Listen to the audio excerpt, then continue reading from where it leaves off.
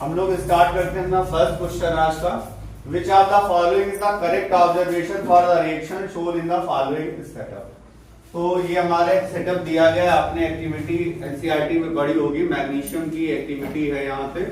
तो उस एक्टिविटी को मतलब अगर देखेंगे तो इसमें क्या होना चाहिए, brown powder of magnesium oxide is form, colorless gas which turns lime water milky is evolved, magnesium ribbon burns with brilliant white light। तो dazzling flame के साथ में ये जलता है, तो इसलिए ऑप्शन नंबर क्या होगा, सी। हमारे पास सही ऑप्शन क्या है, सी ऑप्शन है। ठीक है, याद रहेगा, इसका सही ऑप्शन क्या हो जाएगा, सी ऑप्शन आएगा। बहुत इंपॉर्टेंट क्वेश्चन है ये, कई बार मैग्नीशियम रिबन का पूछा जा चुका है। Which of the following statement of the given reaction are correct? 3Fe plus 4H2 Fe3O4 plus 4H2। इसमें क्या हो रहा है, इसमें कौन ऑक्सीडाइज हो रहा है, कौन रिड्यूस हो रहा है। तो आयरन के पास पहले ऑक्सीजन नहीं थी, अब आयरन के पास में ऑक्सीजन है, तो इसमें क्या हुआ, कौन ऑक्सीडाइज हुआ, आयरन यहाँ पर ऑक्सीडाइज हुआ है, और वाटर यहाँ पर क्या हुआ, वाटर यहाँ पर रिड्यूस्ड हुआ है। तो हम लोग क्या कहेंगे, फर्स्ट एंड सेकंड जिसमें सही। और फिर और देखेंगे कि वाटर यहाँ पर देखो, वाटर यहाँ पर रिड्यूस हुआ है, तो वाटर जो रिड्यूस हुआ, जो रिड्यूस होता है वो ऑक्सीडाइजिंग एजेंट का काम करता है। तो फर्स्ट सेकंड एंड फोर्थ, तो ऑप्शन नंबर कौन सा सही है, थर्ड सही है। ठीक है, ऑप्शन नंबर थर्ड। फिर which of the following are exothermic process, इसमें से एक्सोथर्मिक प्रोसेस कौन कौन सी है। ठीक है, reaction of water with quicklime ये एक्सोथर्मिक है, डाइल्यूशन ऑफ एन एसिड ये भी एक्सोथर्मिक है। ठीक है, इवेपोरेशन ऑफ वाटर में हीट एब्जॉर्ब होती है और सब्लिमेशन ऑफ चैम्बर में भी हीट एब्जॉर्ब होती है। तो हम लोग क्या करेंगे, इसका सही ऑप्शन क्या होगा, इसका सही ऑप्शन होगा, हम लोग अभी सिर्फ 10 क्वेश्चन इसके देखेंगे, बाकी हम लोग लास्ट डे है आज, तो हम लोग न्यूमेरिकल्स पे फोकस करेंगे। जो चैप्टर नंबर सेकेंड लास्ट है, इलेक्ट्रिसिटी और मैग्नेटिक इफेक्ट ऑफ करंट को हम लोग यहाँ पर फोकस करके देखेंगे, क्योंकि इन क्वेश्चंस को हम लोग ऑलरेडी कई बार पढ़ चुके हैं। फिर solid calcium oxide react vigorously with water to form calcium hydroxide accompanied with liberation of heat. The process called slacking of lime. Calcium hydroxide dissolved in water to form its solution called lime water. Which among the following are true about the lime and the solution formed? ये reaction कैसी है, अपने आप में exothermic है। कैसी है, exothermic है। और इसमें पीएच पे क्या फर्क पड़ता है, अब पहले हमारे पास कैल्शियम ऑक्साइड थी, अब हमारे पास बन रही कैल्शियम हाइड्रोक्साइड, तो और ज्यादा बेसिक हो रही है। तो ज्यादा बेसिक होने पर क्या हुआ, उसकी पीएच वैल्यू क्या हो जाएगी, 7 से ग्रेटर हो जाएगी। ठीक है, तो हमारे पास में क्या सही है यहाँ पर, सेकेंड एंड फोर्थ। ठीक है, तो नहीं, सेकेंड एंड थर्ड। ठीक है, तो क्या हो जाएगा, second and third, option number B. ठीक है, अच्छे क्वेश्चन हैं। Which among the following statement is are true, exposure of silver chloride to sunlight for a long duration turns grey due to. तो इसमें क्या है, ग्रे किस वजह से होता है, क्योंकि जो सिल्वर क्लोराइड होती है उसमें फोटोकेमिकल डिकम्पोजिशन हो जाता है, सिल्वर और क्लोरीन अलग अलग चले जाते हैं, सिल्वर की वजह से ग्रे हो जाता है। तो हम लोग क्या लिखेंगे, decomposition of chlorine gas from silver chloride, decomposition तो होता ही है। फिर क्या होता है, द फॉर्मेशन ऑफ सिल्वर, तो क्या है, first and third, option number B. क्या हो जाएगा, ऑप्शन नंबर बी। अच्छा, यहां पर सिल्वर क्लोराइड का ऑक्सीडेशन भी हुआ, रिडक्शन भी हुआ, डिसप्रोपोर्शनल रिएक्शन है ये, क्या हो जाएगा, ये अपने आप में हो जाएगा हमारा ऑप्शन नंबर बी। क्या ऑप्शन नंबर है, बी ऑप्शन। फिर इसके बाद में आगे देखेंगे MnO2 प्लस HCl और देखेंगे MnCl2 plus 2H2O plus Cl2। अब हमें यहाँ पर कहा गया सबस्टेंस रिड्यूस्ड, कौन सबस्टेंस रिड्यूस हुआ है। तो हमने आपको हमेशा एक ट्रिक बताई है कि कौन ऑक्सीडाइजिंग एजेंट है, कौन रिड्यूस्ड हुआ, कौन ऑक्सीडाइज हुआ, इनके ऑप्शन ये कभी भी नहीं हो सकते। तो H2O नहीं हो सकता, MnCl2 नहीं हो सकता, बचा क्या हमारे पास, HCl बचा और MnO2 बचा। अब हम लोग देखेंगे कौन रिड्यूस हुआ है। रिड्यूस होने का मतलब क्या हुआ, किसके पास से ऑक्सीजन चली गई है, तो MnO2 के पास से ऑक्सीजन चली गई, इसलिए ऑप्शन सही है। ये भी बात अपने आप में जाननी काफी ठीक रहती है कि कौन सा ऑप्शन नहीं हो सकता, उसमें आपकी जो एरर होती है उसके चांसेस कम हो जाते हैं। फिर ethane on complete combustion react CO2 and water, it shows that result are accordance with the law of conservation of mass, then coefficient of oxygen is equal to. अब हमें क्या करना है, C2H6 को हमें कराना है बैलेंस कराना है। क्या बनेगा, CO2 बनेगा प्लस H2O बनेगा। अब इसका तो 1 मोल ही दिया गया है और इसके 1 मोल के साथ में हमें बैलेंस करना है, ठीक है। इसके 6 हैं, इसके कितने हो गए। अब यहां पर ऑक्सीजन काउंट करो, 2 2 4 3 7, तो इसको लाने के लिए 7 क्या करना पड़ेगा, 7/2, ऑप्शन नंबर ए। वहां पर देखो बिना बैलेंस करे, क्योंकि C2H6 को यहां पर 1 ही रखना था, वरना हमें क्या करना था, सब में 2 से मल्टीप्लाई करना पड़ता। तो हमारा ऑप्शन उसके पर्सपेक्टिव में पूछा गया था, इसलिए हमने वहां पर 7/2 लिखा। आगे देखते हैं अब क्या है। Science teacher said to Sahil to perform an experiment with lead nitrate and potassium iodide. He done the following steps under the observation of teacher. Take lead nitrate solution in beaker. Take potassium iodide solution in test tube. Both solution are colorless. It potassium iodide solution slowly to lead nitrate. Which chemical reaction takes place here? तो यहाँ पर क्या होगा, lead nitrate और potassium iodide को बनाएंगे तो yellow colour का एक प्रेसिपिटेट बनेगा जिसका नाम होता है लेड नाइट्राइट, और क्या बनेगा, पोटेशियम नाइट्रेट बनेगा। तो यहाँ पर कौन सी रिएक्शन सही है, ठीक है, कौन सी रिएक्शन सही है, ये चीज हमें देखनी थी। तो हमारी रिएक्शन नंबर कौन सी सही है, फर्स्ट। अगर फर्स्ट रिएक्शन देखें तो वो सही है, क्योंकि डी वाली रिएक्शन बैलेंस नहीं है ना। लेकिन लेड नाइट्रेट, ठीक है, और ट्वाइस बनना चाहिए था, ये यहां पर एरर है, ठीक है। लेड नाइट्रेट और पोटेशियम आयोडाइड की रिएक्शन होती है तो क्या बनता है, लेड आयोडाइड का येलो कलर का एक प्रेसिपिटेट फॉर्म होता है, ठीक है, ये रिएक्शन। फिर आगे देखेंगे, 4 students A, B, C and D were asked to carry out a decomposition reaction is the following, which are each are followed different methods as mentioned. Heated aqueous solution of iron sulfate in test tube. Iron sulphate को test tube में गर्म किया। फिर दूसरे ने क्या किया, add zinc granules to iron sulphate in a test tube and then heated the mixture. ये तो डिस्प्लेसमेंट रिएक्शन हो गई। Heated crystals of iron sulphate in a test tube, तो ये भी एक अपने आप में रिएक्शन था, लेकिन यहाँ पर क्या हुआ, कोई क्रिस्टल्स ऑफ आयरन सल्फेट है, वहां पर aqueous solution of iron sulphate है, ठीक है। फिर heated crystals of iron sulphate along with copper sulphate in a crystal China dish, student who adopted the correct method, ठीक है। तो इसमें करेक्ट मेथड किसका है, हमें एक्वस सोल्यूशन लेना चाहिए या फेरस सल्फेट के क्रिस्टल्स लेने चाहिए। याद रखेंगे फेरस सल्फेट के क्रिस्टल्स होते हैं, सॉलिड फेरस सल्फेट होता है वहां पर, ठीक है। तो हमें क्या करना चाहिए, थर्ड वाला ऑप्शन उसका सही था, heated crystals of iron sulphate in test tube, ठीक है, ये रहेगा। फिर identify A in the following experiment. हमारे हिसाब से ये क्वेश्चन इन 10 क्वेश्चंस में सबसे इंपॉर्टेंट क्वेश्चन है। फिर इसमें कौन सी गैस, इनका burning of gas with pop sound, तो कौन सी गैस होती है, ये हाइड्रोजन गैस होती है। कौन सी गैस होती है, हाइड्रोजन गैस होती है, ठीक है, उसमें हाइड्रोजन गैस होती है। और अब हम लोग यहां पर देखेंगे कुछ क्वेश्चंस फिजिक्स के।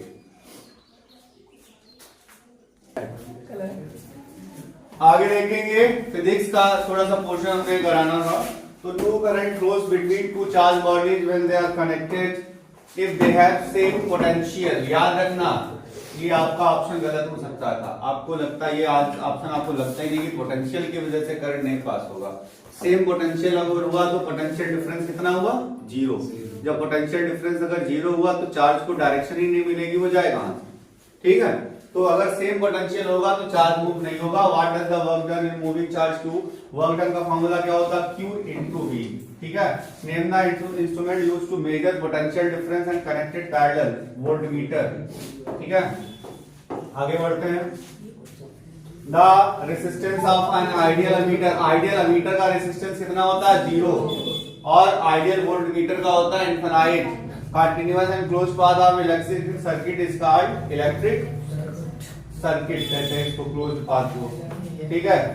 और उसके बाद resistance R1 R2 are connected parallel, the equivalent resistance of the combination, तो उसका सही फार्मूला है R1 R2 upon R1 plus R2, option number 6। फिर आगे बढ़ते हैं, state which of the following is correct. Joule energy यानी कि वर्क का फार्मूला क्या होता है अभी बताया था, V इंटू Q था, तो कूलम इंटू वोल्ट। 7 का हो गया A, 7 का हो गया A।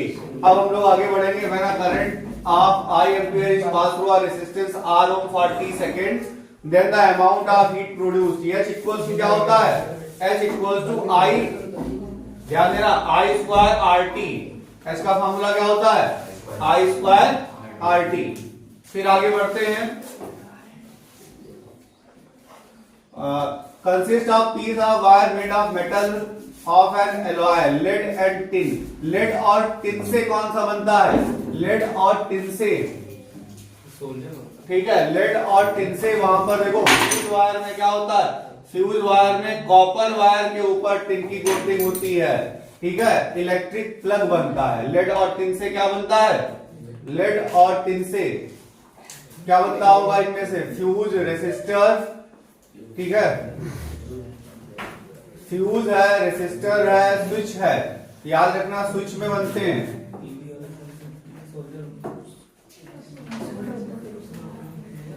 याद रखना यहाँ पर, ये क्वेश्चन आपका गड़बड़ हो सकता था, ठीक है। इलेक्ट्रिक प्लग और स्विच दोनों ही ऑप्शन हो सकते हैं इसके, हम लोग इसको दोबारा पीछे देखेंगे भी, कंफर्म कर लेंगे। अभी तो हमारे हिसाब से इसका आंसर है स्विच, ठीक है। फिर आगे देखेंगे, which element component protect from short circuiting, short circuiting से कौन बचाता है, फ्यूज। फिर ये रेसिस्टेंस किसका है, ये है वेरिएबल रेसिस्टेंस का, रियोस्टेट, वेरिएबल रेसिस्टेंस यानी कि रियोस्टेट। फिर आगे देखेंगे, the electrical appliances in the house are connected with each other in the parallel combination. Kilowatt hour is a unit of electric energy and 3.6 10 to the power 6 joule. अगर confusion हो तो याद रखना, अगर यूनिट जूल है तो वो power तो हो नहीं सकती, जूल है तो एनर्जी ही होगी। इसके बाद आगे बढ़ते हैं, यहां पर डायग्राम दिया गया है और इसमें कहा गया कि अमीटर में करंट कब मैक्सिमम होगा। इन केसेस में अमीटर में करंट मैक्सिमम कब होगा, तो इसका रीजन पूछा गया है। तो अब इसमें कॉम्बिनेशंस देख लेते हैं। तो सारे कॉम्बिनेशन हमारे कैसे हैं, सारे कॉम्बिनेशन में देखो ये तो हमारा सर्किट ही कंप्लीट नहीं है, ठीक है, फर्स्ट वाला जो है हमारा सर्किट कंप्लीट नहीं है। और सेकेंड वाले सर्किट में क्या है, सेकेंड वाले सर्किट में जो हमारी की है वो बैटरी के पास लगी है और अमीटर लगा है उससे दूर, ठीक है। तो जो हमारा अमीटर लगा होता है, यहां पर अगर देखा जाए सेकेंड और थर्ड में, तो सेकेंड और थर्ड में क्या होगा कि बैटरी के तुरंत पास की लगानी चाहिए उसको। तो उस हिसाब से देखा जाए तो डायग्राम कौन सा होगा हमारा, थर्ड डायग्राम करेक्ट होगा, ठीक है। ये इसमें सेम, अगर ये सर्किट तो कंप्लीट नहीं हो सकता तो ये ऑप्शन तो हो ही नहीं सकता, ठीक है। फिर आगे देखेंगे, in the following circuits heat produce in the resistor और the combination of resistances to a 12 volt battery. तो इसमें कहा गया है कि हीट किसमें, 12 वोल्ट बैटरी से हमें निकालनी है। तो हमें यहां पर क्या निकालना है, V² अपॉन RT, ठीक है। और पावर सेम होगी, टाइम सेम हो जाएगा, तो सबने पावर निकाल लेते हैं। तो यहाँ पर V² अपॉन R लगाया, यहां पर जब V² अपॉन R लगाएंगे तो R की वैल्यू कैसी है, ज्यादा। जब R की वैल्यू ज्यादा हो जाएगी तो V² अपॉन R के फार्मूले से अगर देखें तो हमारे पास पावर कैसी हो गई, कम। तो इसमें पावर कैसी है, कम। और यहां पर रेसिस्टेंसेस कैसे कनेक्ट हैं, पैरेलल। जब पैरेलल कनेक्ट है तो इनका रेसिस्टेंस कैसा हो गया, लो। जब रेसिस्टेंस हो जाएगा लो तो याद रखो, देखो अब फार्मूला तो तुम लोगों ने पढ़ा होगा H equals to I² RT। लेकिन बच्चों ये बताओ कि टाइम तो हमें क्वेश्चन में दिया नहीं है ना, तो हम लोग ये कहेंगे जिसमें ज्यादा पावर वो ज्यादा हीट प्रोड्यूस करेगा। तो पावर के लिए फॉर्मूला क्या लगाना चाहिए, I²R। लेकिन अब देखो इसमें R भी चेंज हो रहा है, I भी चेंज हो रहा है। जब दो चीजें एक साथ चेंज हो रही होती है तो पावर का ये फॉर्मूला लगाने के बजाय ये लगा लेते हैं V²/R। ये भी पावर का ही फॉर्मूला होता है, क्योंकि वोल्टेज तीनों केस में है सेम। अब तुम इसमें देख सकते हो, इसमें रेजिस्टेंस 2 ओम है, इसमें रेजिस्टेंस 4 ओम है और इसमें रेजिस्टेंस 1 ओम है। तो तुमने देखा जिसमें रेजिस्टेंस सबसे कम होगा उसकी पावर कैसी होगी, सबसे ज्यादा, और जिसकी पावर सबसे ज्यादा होगी उसी में हीट सबसे ज्यादा प्रोड्यूस होगी। तो क्या हो जाएगा, मैक्सिमम इन केस थर्ड। ये अच्छा क्वेश्चन था, ठीक है, समझ में आया ये। फिर आगे देखेंगे इलेक्ट्रिकल रेसिस्टिविटी जो है वो किस पे डिपेंड करती है, कई बार ये आया नेचर ऑफ मटेरियल, याद रखना है सिर्फ नेचर ऑफ मटेरियल पे। और इसका एक आंसर ये भी हो सकता है टेम्परेचर पर भी रेसिस्टिविटी डिपेंड करती है, बट टेम्परेचर वहां था नहीं। Identify the circuit the diagram below in which the electrical component between properly electrical component have been properly connected. इसमें हमें यहां पर ये बताना है कि किसमें प्रॉपर तरीके से कनेक्शंस हुए हैं। तो अब देखेंगे, हमने एक रूल बताया था पॉजिटिव में पॉजिटिव, निगेटिव में निगेटिव। यहां पर वोल्टमीटर में कोई साइन नहीं दिया गया, इसको हटा दो। अब हम लोग क्या कहते हैं, यहाँ पर अमीटर को पहले जोड़ा गया, इसको हटा दो। फिर हम लोग क्या कहेंगे, अमीटर होना चाहिए सीरीज में और वोल्टमीटर कैसा होना चाहिए, पैरेलल। तो ये देखो इसको हम लोग हटा देंगे क्योंकि इसमें पॉजिटिव से क्या कनेक्ट है, निगेटिव। याद रखना, पॉजिटिव से पॉजिटिव, निगेटिव से निगेटिव। अब क्या हुआ, ये डायग्राम एक बचा जो हमारा करेक्ट, ठीक है। ये एक पॉजिटिव ये डायग्राम रहा, इसमें देखो वोल्टमीटर हमारा सीरीज में जुड़ा हुआ था। वोल्टमीटर पैरेलल जुड़ेगा, अमीटर जुड़ेगा सीरीज में। वोल्टमीटर पैरेलल, अमीटर कैसे जुड़ेगा, सीरीज में जुड़ेगा। और एक चीज इसको याद रखेंगे कि वोल्टमीटर पैरेलल में, अमीटर को सीरीज। इसलिए डायग्राम हमारा कौन सा सही है, सेकेंड डायग्राम हमारा सही है। What is the maximum resistance which can use 5 resistors each of 1/5 ohm? 1/5 ohm वाले 5 रेसिस्टर है, तो मैक्सिमम रेसिस्टेंस मैक्सिमम के लिए क्या करना है, सीरीज में, और सीरीज के लिए क्या करते हैं, मल्टीप्लाई कर देते हैं। तो 1/5 इंटू 5 कितना हो जाएगा, 1। और मिनिमम कितना हो जाएगा, मिनिमम हो जाएगा तो 5 से डिवाइड करेंगे तो 25, 1/25। तो सही ऑप्शन मिनिमम पूछा गया था, सॉरी हमने मैक्सिमम बोल दिया था, मिनिमम है यहाँ पे, क्या हो जाएगा 1/25।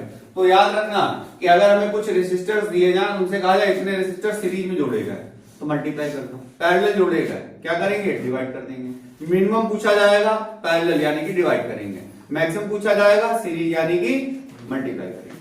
तो यहाँ पर क्या हो गया 1/25। इसमें कहा गया प्रॉपर कॉम्बिनेशन बताना है सेल्स का for obtaining maximum potential. Maximum potential के लिए क्या है कि यहाँ पर जो सेल लगे होने चाहिए डिफरेंट ऑर्डर में लगे होने चाहिए, सॉरी एक मतलब पर्टिकुलर ऑर्डर में लगे होने चाहिए, यानी positive negative positive negative positive negative तरीके से। अब यहां पर देखो पॉजिटिव नेगेटिव, यहां पर देखिए positive negative positive negative positive negative positive negative, सही सीक्वेंस है। लेकिन इसमें अगर देखें देखो positive negative positive negative negative positive गलत हो गया, पॉजिटिव नेगेटिव नेगेटिव पॉजिटिव गलत हो गया, पॉजिटिव नेगेटिव नेगेटिव पॉजिटिव भी गलत हो गया। सही क्या है, फर्स्ट सही है। क्या सही है, फिर इसमें कहा गया R1 R2 R3 में याद रखना जो वोल्टेज वाली एक्सिस के पास होता है, कई बार बच्चे कहते हैं कि नहीं जो y एक्सिस का मत बोलो, जो V की तरफ जो वोल्टेज की तरफ होगा वो सबसे ज्यादा होगा, जो वोल्टेज की तरफ होगा वो सबसे ज्यादा होगा। तो वोल्टेज की तरफ कौन है, R3 वो सबसे बड़ा है, तो R3 सबसे बड़ा है और R1 सबसे छोटा है, तो ऑप्शन नंबर हो गया सी। अच्छा एक चीज और होती है, एक बार ये भी क्वेश्चन आता है, वो क्या कर देते हैं, वो कहेंगे रेजिस्टेंस एक ही है लेकिन टेम्परेचर अलग अलग है, वो इसकी जगह क्या कर देंगे T1 T2 और T3 कर देंगे और फिर कहेंगे टेम्परेचर के लिहाज से लिखो। तो याद रखना टेम्परेचर ज्यादा होगा अगर मेटल है तो उसका रेजिस्टेंस भी ज्यादा होगा, यानी कि जो ऑर्डर हमने बनाया था किसका, रेजिस्टेंस का, वही ऑर्डर हमें बनाना है टेम्परेचर का। लेकिन अब क्वेश्चन स्विच करते हैं, अगर उन्होंने सेमीकंडक्टर कह दिया तो उल्टा हो जाएगा, यानी कि जो V की तरफ था उसका रेजिस्टेंस कैसा था, ज्यादा। अब अगर रेजिस्टेंस ज्यादा है तो यानी कि सेमीकंडक्टर के लिए टेम्परेचर कैसा है? कम, और कंडक्टर्स यानी मेटल्स के लिए टेम्परेचर कैसा है? ज्यादा। कंफ्यूज? याद रखो, देखो जो V एक्सिस की तरफ ज्यादा होता है उसका रेसिस्टेंस ज्यादा होता है। मेटल्स के केस में जिसका रेसिस्टेंस ज्यादा होगा उसका टेम्परेचर ज्यादा है, और सेमीकंडक्टर में जो मेटल्स की तरफ है जिसका रेसिस्टेंस ज्यादा है उसका टेम्परेचर कम। ठीक है, याद रहेगा? एक बार फिर से रिपीट करते हैं। जो V एक्सिस की तरफ होता है, V जिधर वोल्टेज तुम्हारा रिप्रेजेंट किया, वो कभी एक्स पे रिप्रेजेंट कर देते हैं, कभी वाई पे, रट के जाते हो गलत कर देते हो। जो V के पास में होगा उसका रेसिस्टेंस कैसा होगा? ज्यादा। मेटल्स के केस में जिनका रेसिस्टेंस ज्यादा उनका टेम्परेचर ज्यादा, और सेमीकंडक्टर के केस में जिनका टेम्परेचर ज्यादा उनका रेसिस्टेंस कम।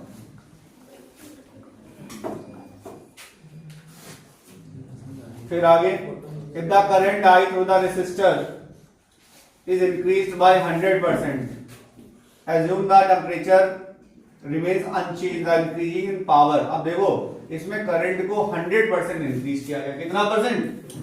100% इंक्रीज करने का मतलब होता है डबल। क्या होता है? डबल कर दिया गया। तो अगर टेम्परेचर को डबल करेंगे, करंट को डबल करेंगे, तो हीट कितनी हो जाएगी? 4 टाइम्स। 4 टाइम्स का मतलब कितना चेंज हो गया? 3i चेंज हो गया, मतलब 3h चेंज हो गया। कितना चेंज हुआ? तो कितने परसेंट इंक्रीज हुआ? 300%। कितना हुआ? 300%। अब इस टाइप के क्वेश्चन को ओरल लगाने का तरीका भी बता रहे हैं और भी चीजें बताएंगे, ट्रिक बता रहे हैं। देखो अगर उन्होंने कहा, सुन लो क्वेश्चन में, अगर वो कह देते कि करंट को हमने 200% इंक्रीज किया, 200% इंक्रीज करने का मतलब है कितने टाइम हो गई है? 3i। 200% का मतलब क्या हुआ? 3i। कितना हो गया? 3i। अब 3i का मतलब उसका स्क्वायर कितना हुआ? 9। अब 9 में से 1 माइनस करो 8, तो उसका आंसर क्या आता? 800। यानी कि तुम्हें इस टाइप का जब भी क्वेश्चन आएगा क्या करना है? जितने 100% हो, जैसे 100% है तो 1 जोड़ा, 200% होता तो 2 जोड़ते, 500% होता 5 जोड़ देते i में। तो अभी i था हमारा 100% का मतलब नया करंट कितना हो गया? 1 जोड़ो 2i, 1i जोड़ो कितना हो गया? अब उसका स्क्वायर करो 4i स्क्वायर हुआ ना। अब उसमें फिर 1 माइनस करो, बस उसका 100 कर दो, 300% आ गया। ट्रिक समझ में आई कि नहीं आई? डाउट? बोलो, बोल सकते हो, बताओ, बोलो बोलो। 100% का मतलब होता है वो वैल्यू खुद की है। 100% इंक्रीज करने का मतलब जैसे तुम्हारे पास जो भी तुम्हारे पास, अगर हमने कह दिया तुम्हारे पास एक पेन है, 100% तुम्हारे पेन इंक्रीज हो जाए, यानी कि पेन डबल हो जाएगा, 2 हो जाएंगे। अगर हमने जैसे तुम्हारे पास कोई भी चीज है, तुम्हारे पास, शांत हो जाओ, अगर तुम्हारे पास सपोज करो 50 रुपए है और हमने कहा तुम्हारे पास 1000% इंक्रीज हो गए, तो बता तुम्हारे पास नए रुपए कितने हुए? 1000% इंक्रीज होने का मतलब होता है 10 टाइम्स इंक्रीज हो जाना। 10 टाइम्स इंक्रीज हो जाने का मतलब कितना? 50। 10 5 जा मतलब 10 इंटू 50 कितना हुआ? 500। और 50 तो तुम्हारे पास पहले से थे, तो नए कितने हो गए? 500। अब बात समझ में आई कि 100% इंक्रीज होने का मतलब क्या हुआ? 1i इंक्रीज हुआ। सुन लो इधर, 100% इंक्रीज होने का मतलब 1i इंक्रीज हुआ, i पहले से था, नया कितना आया?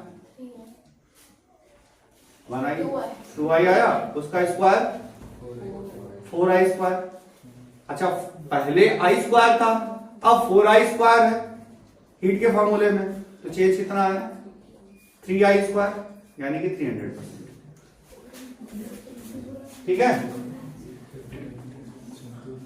अब अगर इसको तुम लोग बता दो तो रिटर्न में लगा के दिखा देता है। Sir power equals to VI वाले फॉर्मूला से कर रहे हैं तो उससे नहीं हो रहा, I स्क्वायर RT वाले से हो रहा है। हाँ, पावर इक्वल्स टू VI का फार्मूला यहाँ पर नहीं लगाते हैं, या तो V स्क्वायर R लगाते हैं, I स्क्वायर R लगाते हैं, क्योंकि दोनों चीजें हमारे पास में कांस्टेंट नहीं होती हैं, बहुत सारी दोनों चीजें वेरिएबल नहीं होनी चाहिए।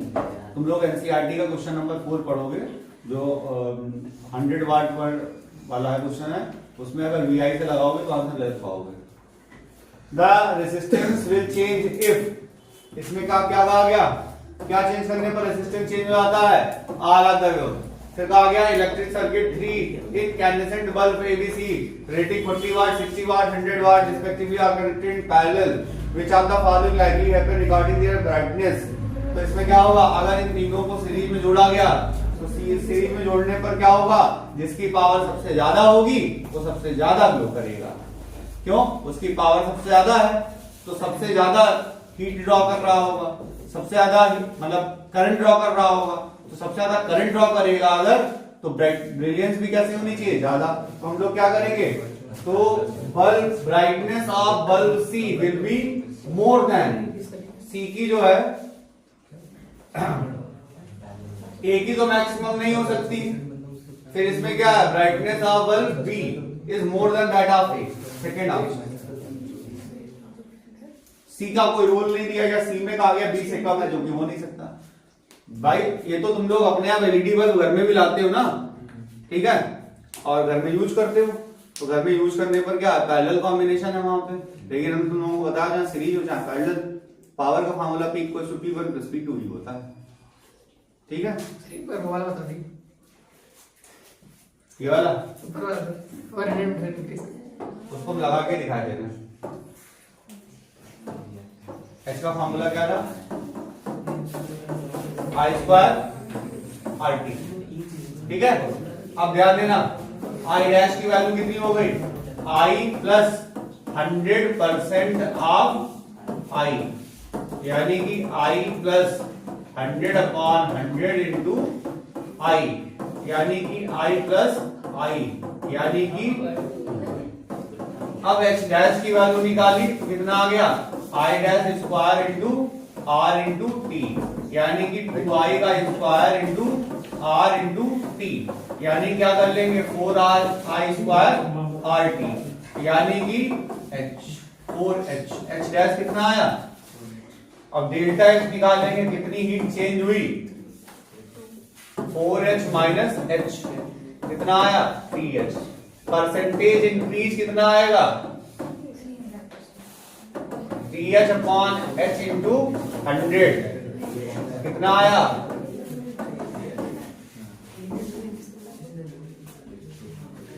Increase in power. अगर तुमसे ये क्वेश्चन में कह देते इंक्रीज वर्ड हटा देते, पावर डिसिपेटेड विल बी, तो आंसर हो जाता 400%। इंक्रीज इन पावर है तो आंसर कितना है 300%। अब आया समझ में, ठीक है। और ट्रिक के हिसाब से क्या करना था, जितने 100% बोला जाए उतने आई जोड़ दो। 100 अगर तुम उनसे क्वेश्चन में कह देते यहाँ पर 100 की जगह होता 200%, तो यानी कि कितना जोड़ते 2i, कितना हो जाता 3i, स्क्वायर करते 9i स्क्वायर, अब 9 में से 1 घटाते 8, यानी कि आंसर आता 800%। क्योंकि हमें वहां पर टाइमिंग भी बचानी ना अपनी मल्टीपल चॉइस के लिए। फिर आगे था the coils of electric toaster and electric iron made of N alloy rather than a pure metal, because जो उनकी रेसिस्टिविटी होती है वो हायर होती है, उसके अलावा ये हाई मेल्टिंग पॉइंट भी होता है, ये जल्दी ऑक्सीडाइज भी नहीं होते रेड हॉट होने, यानी कि इसका सही ऑप्शन है ऑल ऑफ द अबव। सही ऑप्शन क्या है, ऑल ऑफ द अबव। सारे पॉइंट सही थे इसमें, इसीलिए हमने तुम्हें बताया क्वेश्चन जरूरत से ज्यादा आसान लगे तो सारा पूरा क्वेश्चन पढ़ लेना। ये नहीं कि देखो इसमें अगर इस क्वेश्चन को पढ़ा तो बस हाँ पहला सही है टिक मारा आगे बढ़, ये भी तो देख लो पूरा क्वेश्चन क्या कह रहा है, इस बात का ध्यान देना है। आगे देखो क्वेश्चन क्या थे, इसमें 3 आइडेंटिकल बल्ब थे और इसमें कहा गया कि करंट जो है 3 एम्पियर जा रहा था। इसमें कहा गया कि अगर B1 फ्यूज हो जाएगा तो क्या फर्क पड़ेगा, शांत हो जाओ। अगर B1 फ्यूज हो गया यहां से B1 फ्यूज हो गया तो B1 पैरेलल था, ये हट गया, अब ये हट गया, B1 फ्यूज हो गया हट गया, तो बताओ कि बाकी ग्लो तो चलता रहेगा, लेकिन सोचो एक डिवाइस खराब हो गई, तो अब एक डिवाइस अगर खराब हो गई तो जो करंट था पहले जो करंट 3 में जा रहा था वो करंट अब कितने में जाएगा 2 में। अब जब करंट 3 के बजाय 2 में जाएगा तो पहले से ज्यादा जाएगा कम, ज्यादा, तो ग्लो कैसी होगी, ज्यादा या कम, ज्यादा, तो क्या हो जाएगा glow of the bulbs increase. Question समझ में आया कि नहीं। Three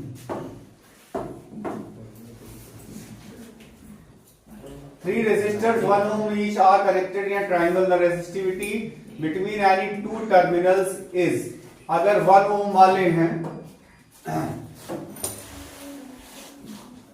1 ohm वाले हैं और ऐसे करके करेंगे। अब हमें यहाँ पर रेसिस्टेंस निकालना है। देखो 1 और 1 ये आपस में कैसे हैं, सीरीज में, और जो आएगा वो इस 1 ओम के साथ में कैसा है, पैरेलल। तो 1 1 कितने हो गए, 2, अब 2 1 के साथ में है पैरेलल। 2 और 1 अगर पैरेलल है तो कितना आ जाएगा, 2 × 1 अपॉन 2 प्लस 1, यानी कि कितना हो जाएगा, 2/3। तो सही आंसर क्या आया, 2/3। समझ में आ गया ये? जल्दी से ऐसे करना पेपर में। A cylindrical conductor of length L uniform area cross section A has resistance R. Another conductor of length 2R resistance R has same material as area of cross section. तो इसमें एरिया ऑफ क्रॉस सेक्शन पूछा गया है। तो देखेंगे हम लोग यहाँ पर R इक्वल टू क्या है, रो L अपॉन A, और R डैश की वैल्यू क्या हो जाएगी, rho L upon A dash, और L भी यहाँ पर L dash. R equal to क्या दिया है, R डैश दिया गया है। Rho L upon A equal to rho L dash upon A dash. Rho में हमने डैश क्यों नहीं लगाया, क्योंकि सेम मटेरियल रोल आ गया था। रेजिस्टेंस भी उन्होंने क्या बोल दिया है, सेम, तो ये कैंसिल हो गया। L डैश की वैल्यू कितनी है, L डैश की वैल्यू कितनी है, 2L। A डैश की वैल्यू पूछी गई है तो क्या कर लेंगे, A डैश इक्वल टू क्या आ जाएगा, 2A। A डैश की वैल्यू क्या आ जाएगी, 2A। ठीक है, क्वेश्चन समझ में आया है?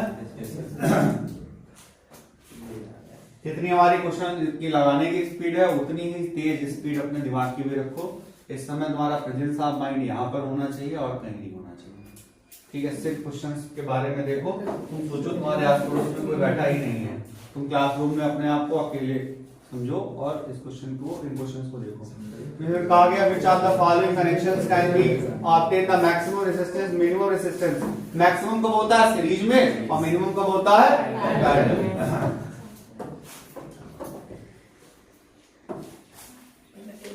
फिर आगे क्वेश्चन में कहा गया which material is commonly used as an insulator in electric wire। Electric wire में इनमें से कौन यूज होता है, एल्यूमिनियम। भाई सिल्वर तो जो है कॉपर यूज होता है और एल्यूमिनियम भी यूज होता है। इंसुलेटर कौन है, तो रबर, सॉरी क्या हो जाएगा, रबर। इंसुलेटर पूछा गया था। फिर what happens to the brightness of bulb if resistance decrease. Resistance अगर कम होगा करंट बढ़ जाएगा, करंट बढ़ जाएगा तो ब्राइटनेस कैसी हो जाएगी, बढ़ जाएगी। अब आते हैं हमारे असर्शन रीजन। अब इन असर्शन रीजन में हम लोग क्या करेंगे, the connecting wires are made of copper. ठीक है, copper has very high electrical conductivity, ये भी सही है, दोनों आपस में करेक्ट है, असर्शन रहेगा। फिर आगे the resistance of given mass of copper inversely proportional to the square of length. इसमें कहा गया रेजिस्टेंस जो होगा वो लेंथ के स्क्वायर के डायरेक्टली प्रोपोर्शनल। ये गलत है, क्या हो जाएगा, डी। इसके बाद में क्या हो जाएगा, the total potential difference of resistors connected in series is equal to the sum of individual potential across the resistance. Potential जब सीरीज कॉम्बिनेशन में होते हैं करंट सेम रहता है, पोटेंशियल क्या होता है, जुड़ता है। ये सही लिखा है। टोटल करंट जो है पैरेलल में जो है, ये चीज पैरेलल में क्या होता है, करंट सम होता है, तो लेकिन इनका आपस में कोई लेना देना नहीं है, इसलिए हम लोग क्या लगाएंगे यहाँ पर, बी लगाएंगे। According to Joule's law of heating, heat produced in a resistor increases with the magnitude of current, resistance and time. ये बात सही नहीं है। ठीक है, फिर according to Joule's law of heating the heat produced in a resistor is directly proportional to square of current in the given resistor. ये भी बात सही है, आपस में रिलेशन भी है, क्या हो जाएगा, फिर देखेंगे in domestic electric circuit the wire in the supply usually with red insulation cover called light wire और another wire with black insulation is called neutral wire। ये बातें सही हैं इनका, लेकिन आपस में कोई लेना देना नहीं। क्या रहेगा, the phenomenon of conduction of electricity through the electrolysis and chemical decomposition is called cracking। नहीं, इसको cracking नहीं कहते हैं, इसको क्या कहते हैं, इसको कहते हैं electrolysis.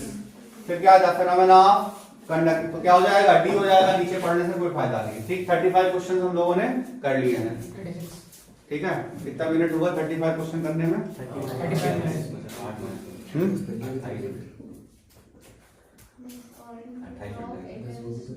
Calculate the equivalent resistance of the following electric circuit. इसमें हमें इक्विवेलेंट रेजिस्टेंस निकालना है। तो पहले देखो ये 10-10 आपस में कैसे है? सीरीज में, और वो 20 के साथ में कैसा है? पैरेलल। पहले 10 और 10 सीरीज में होंगे तो उनका इक्विवेलेंट कितना आ जाएगा? 20। और वो 20-20 आपस में कैसे हो गए? पैरेलल। तो कितना आ जाएगा? 10। वो 10 और ये 10 और ये 20 कैसे हो गए? सीरीज। तो कितना हो जाएगा? 10 प्लस 10 प्लस 20, कितना आंसर आ जाएगा? 30। रिटर्न में कैसे लगाना है? इसमें अलग अलग इनको मेंशन कर लेना, पहले इनको ले लेना, जैसे ये R1, R2, R3, R4, R5। तो वहां पर पहले रिटर्न में ऐसा लगाना, लिखना R3 and R4 are in series combination, then equivalent resistance R dash equal to R3 plus R4। फिर लिखना R dash and R2 are in parallel combination, their equivalent resistance R double dash is. फिर लिखना R1 R double dash and R5 are in series combination, then equivalent resistance Req equals to। समझ में आया? Return में ऐसा लिखा जाएगा, कर पाओगे? सर पहले वाले को क्या लिखेंगे? क्या पहले वाले को क्या लिखेंगे? पहले इनको ऐसा लिखना कि इनका इक्विवेलेंट क्या है, ये सीरीज में है और इनका इक्विवेलेंट R डैश है। फिर लिखेंगे ये R डैश और R2 कैसा है? पैरेलल। अगर R डैश और R2 कैसा है? पैरेलल है, तो इनका इक्विवेलेंट निकाल लिया हमने R डबल डैश। फिर ये तीनों आपस में कैसे होगा? सीरीज। लिखना RP या RS कुछ नहीं लिखना, डैश करके लिखना। फिर कहा गया 3 resistors 10 ohm, 15 ohm and 5 ohm are connected in parallel, find their equivalent resistance। ये 2014 के बोर्ड एग्जाम्स में आया है। इसमें देखो इसको R1 ले लिया, इसको R2 ले लिया, R1 R2 और ये ले लिया हमने R3। अब हम लोग क्या करेंगे? R1 R2 और R3 तो क्या कर लेंगे? नया इक्विवेलेंट रेजिस्टेंस क्या हो जाएगा? 1/R equals to 1/R1 plus 1/R2 plus 1/R3। क्या हो जाएगा? 1/10 प्लस 1/15 प्लस 1/5। सॉल्व करेंगे कितना हो जाएगा? 30। क्या हो जाएगा? 3 प्लस 2 प्लस 6 कितना हो जाएगा? 11/30 1/R डैश। तो R डैश कितना हो जाएगा? 30/11 ओम। R डैश हो जाएगा 30/11। फिर ध्यान देना, आप सही से बैठ जाओ, ठीक है? Write the formula of determining the equivalent resistance between A and B of two combinations, A first and second of 3 resistors arranged as follows। इसमें कैसे है? सीरीज में। इसमें कैसे है? पैरेलल। इनका डेरिवेशन भी पूछा जा सकता है आपसे, तो वो आप लोग यहाँ पर देखेंगे, ध्यान देना। इसमें कहा गया, इसमें कौन सा करेक्ट है? सीरीज में रेजिस्टेंस कैसा होता है? ज्यादा, और पैरेलल में रेजिस्टेंस कैसा होता है? कम। अब इस चीज को आप अगर ध्यान रखें तो जिसकी तरफ जो वोल्टेज के पास होता है वो ज्यादा रेजिस्टेंस वाला होता है। तो कौन सा डायग्राम करेक्ट हुआ? ये डायग्राम करेक्ट है, ये डायग्राम इनकरेक्ट है। ये 2021-22 के बोर्ड एग्जाम में क्वेश्चन आया है, बहुत अच्छा क्वेश्चन है, ठीक है?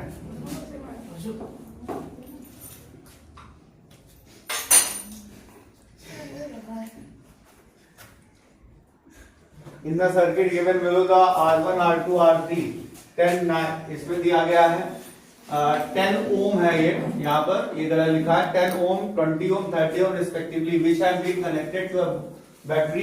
तो अब देखो यहाँ पर हम लोग देखेंगे, इस क्वेश्चन को पूरा लगाएंगे अच्छे से और कैसे क्वेश्चन को सॉल्व करना है, ध्यान से देखना।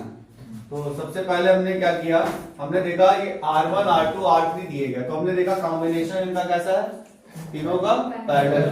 तो हम लोग लिखेंगे सबसे पहले equivalent resistance 1/R P equals to 1/R1 plus 1/R2 plus 1/R3।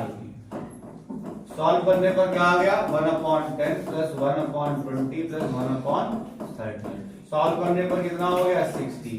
6 plus 3 plus 2 कितना आ जाएगा 60/11। आरपी की वैल्यू कितनी आ गई 60/11 ओम। यूनिट लिखना बिल्कुल मत भूलना। इसके बाद हमसे कहा गया था करंट उधर ईच रेसिस्टर, सारे रेसिस्टर से अलग अलग करंट निकालना है। ये तो खैर हमने टोटल रेसिस्टेंस निकाल दिया, ये हमने बी वाला सेक्शन लगा दिया। ए सेक्शन लगाने में अलग अलग करंट पूछा गया था। तो जैसे I1 पूछा जाएगा तो I1 की वैल्यू क्या हो जाएगी V/R1। V कितना है, कितने वोल्ट दिया गया है 12/10 कितना आ जाएगा 1.2 एम्पियर। ऐसे I2 निकाल लोगे V/R2 करके, और ऐसे I3 निकाल लोगे V/R3 करके निकाल लोगे। ऐसे टोटल I भी निकाल सकते हो V/R करके। और तुम्हारा आंसर करेक्ट आ रहा है, इसको पता करने के लिए क्या करेंगे I = I1 plus I2 plus I3 होना है। तो इस तरीके से हमने तीनों पार्ट इसके लगाए हैं। ठीक है, अब आगे हम लोग देखेंगे इन क्वेश्चंस को। Show how would you join 3 resistor each of resistance 9 ohm so that the equivalent resistance of the combination is 13.5 and 6। देखो 9 ohm से 6 ohm कैसे बनाएंगे कि 9 वाले जो रेसिस्टेंस थे, ठीक है, 9 वाले जो रेसिस्टेंस थे उनको हमें इसमें बनाना 6। तो पहले हम लोग क्या करेंगे कि ये सर्किट हम ऐसे बनाते हैं।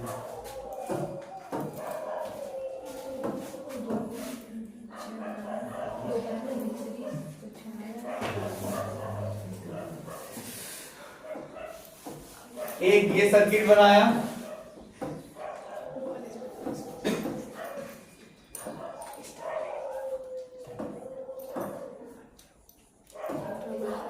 और ये एक सर्किट बनाया। तो देखो 9 ओम 9 ओम और ये हो गया 9 ओम।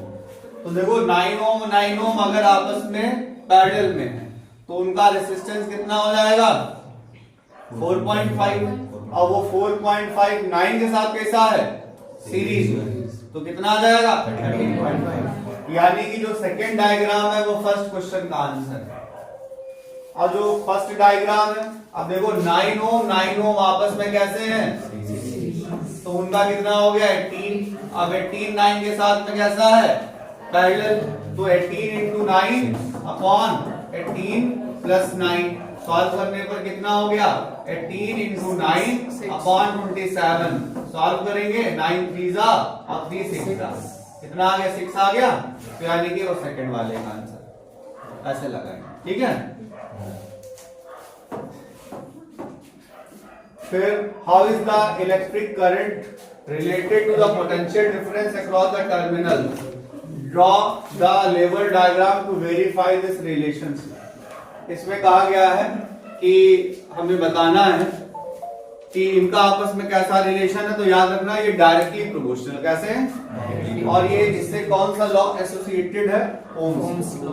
ठीक है, तो हमें डायग्राम बनाना होगा ओम्स लॉ में जो सर्किट डायग्राम है जिसमें प्रॉपर मीटर वोल्टमीटर रियोस्टेट की, ठीक है, ये सब लगाए गए हैं, बैटरी उनको सब लगाना है।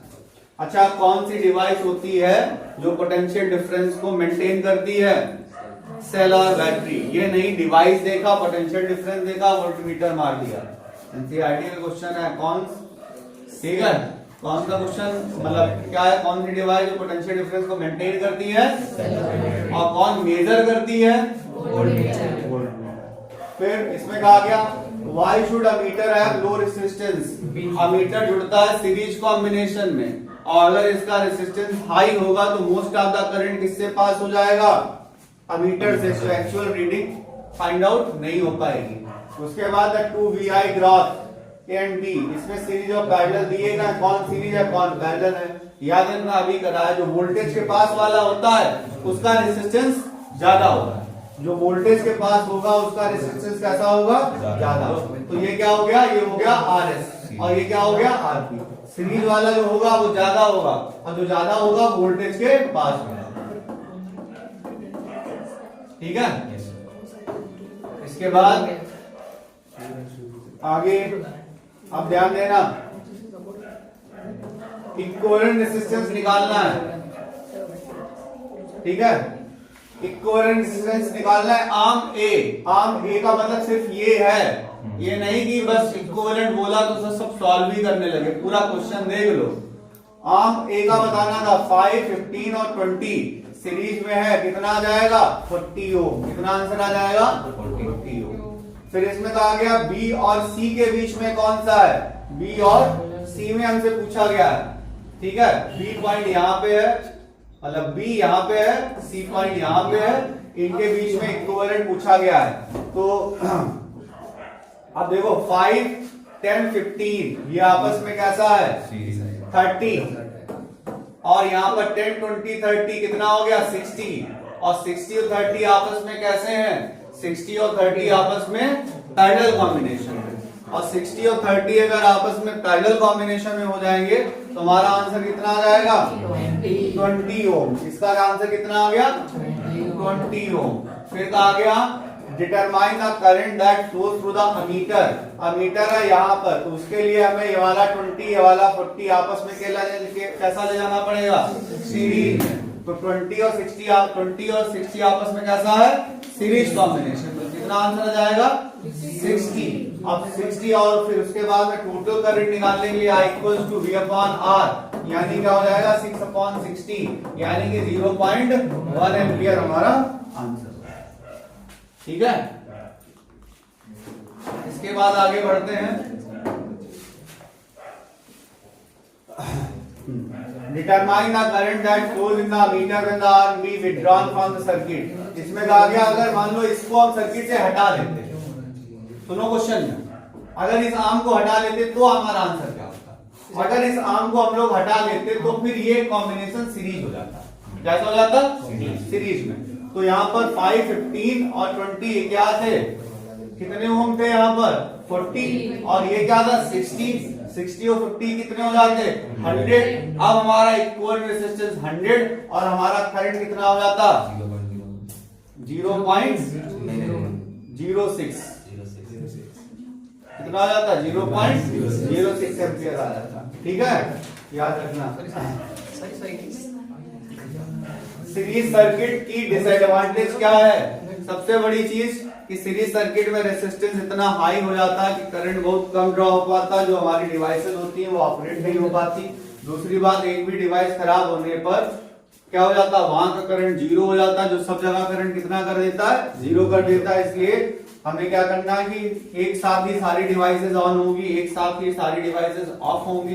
तो ये सारी डिसएडवांटेजेस थी तुम्हारी, जो इच्छा हो तुम वो लिख सकते हो। अब इसमें हमसे कहा गया है effective resistance between A and B, ये बहुत अच्छा क्वेश्चन है। अच्छा आप देखो ये 6 और 4 आपस में कैसे हैं सीरीज में, कैसे हैं ये सीरीज में, जबकि ये आपस में सीरीज में है तो इनका इक्विवेलेंट रेजिस्टेंस कितना आ जाएगा 10। 6 और 4 कितना है 10, यहाँ 3 और 3 कितना है 6, ये 6, 4 10 है, और ये 3 और 3 6 है, ये 10 हो गया 6 हो गया, और 15 ये आपस में कैसे है पैरेलल, फिर उनको सॉल्व कर लेना, ठीक है, लग जाएगा ना। फिर आगे बढ़ते हैं। 6 ohm resistance wire is doubled on itself, calculate the new resistance.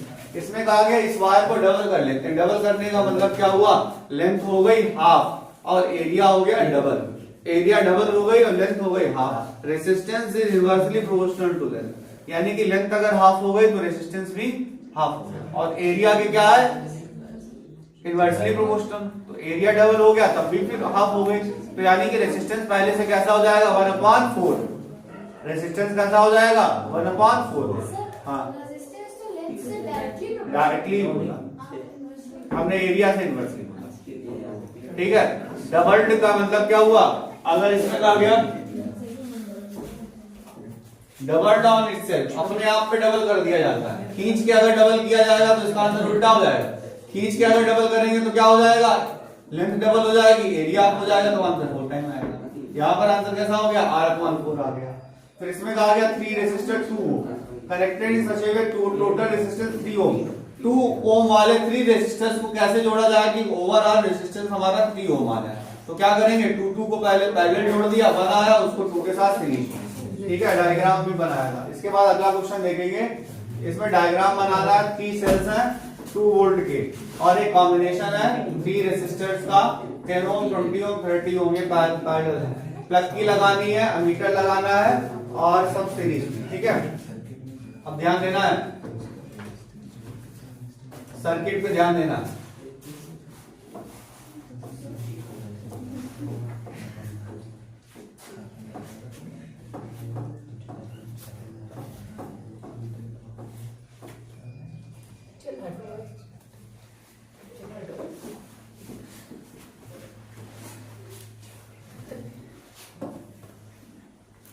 Three shells थे और 3 रेसिस्टर्स थे जो कि पैरेलल थे।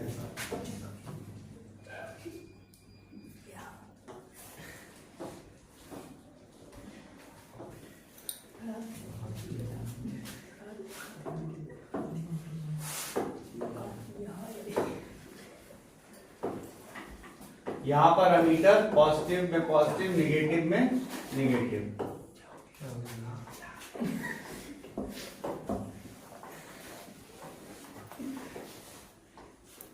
यहाँ पर इसमें हम कलर थोड़ा सा चेंज कर देते हैं जिससे दिखाई पड़े। ये रेसिस्टर्स लगे हैं हमारे,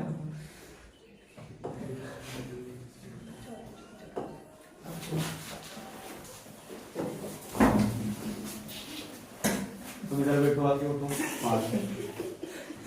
ठीक। आगे अगली बेंच सर की रिगार्डिंग आ रहा है। ये इतना समझ में आया? Yes sir. ठीक, ये डायग्राम बनाना था, फिर करंट थ्रू ईच रेसिस्टर हमें निकालना है। सबको वोल्टेज सेम मिल रहा है।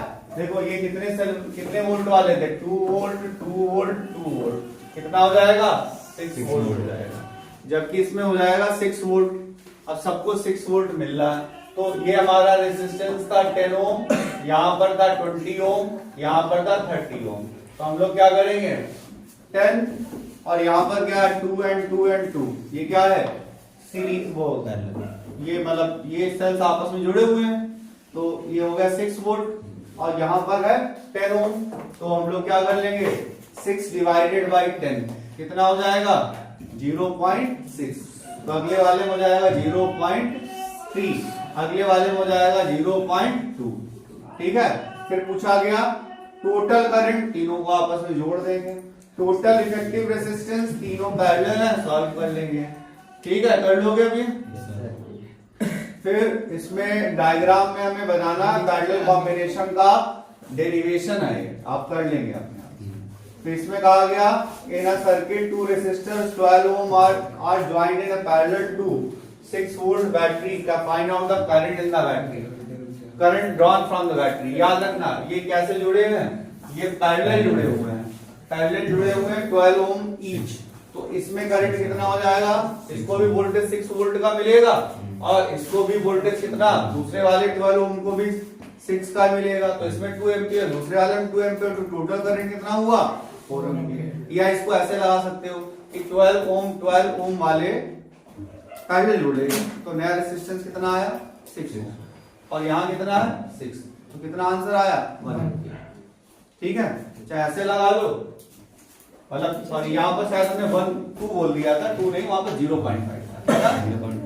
देखो 2 लगाने तरीके हैं क्वेश्चन के, ऐसे समझ लो। क्वेश्चन में हमसे कहा गया कि 12 ओम वाले पैरेलल आपस में जुड़े गए हैं, जब वो आपस में पैरेलल जुड़े गए तो दोनों को पोटेंशियल डिफरेंस कैसा मिल रहा है, इक्वल। तो पहले वाले 12 ओम को भी 6 वोल्ट इसमें मिल रहा है 6 वोल्ट, तो करंट कितना हो जाएगा, करंट हो जाएगा हमारा I equals to V upon R, यानी कि 6/12 यानी कि 0.5 एम्पियर। ऐसे दूसरे वाले को भी मिलेगा कितना 0.5 एम्पियर। तो टोटल करंट कितना हो जाएगा I1 प्लस I2 यानी कि 0.5 प्लस 0.5 यानी कि 1 एम्पियर, ठीक है। इस तरीके से कर लोगे। अब यहाँ पर एक दूसरा क्वेश्चन है, दूसरा तरीका है कि क्यों ना हम दोनों रेसिस्टेंस का कॉम्बिनेशन निकाल लें। तो 12 का जब कॉम्बिनेशन निकालो कितना आ जाएगा 6, फिर आई की वैल्यू निकालो V अपॉन R, तभी कितनी आ जाएगी 6/6 यानी कि 1। टोटल करंट हमेशा 1 एम्पियर ही आएगा।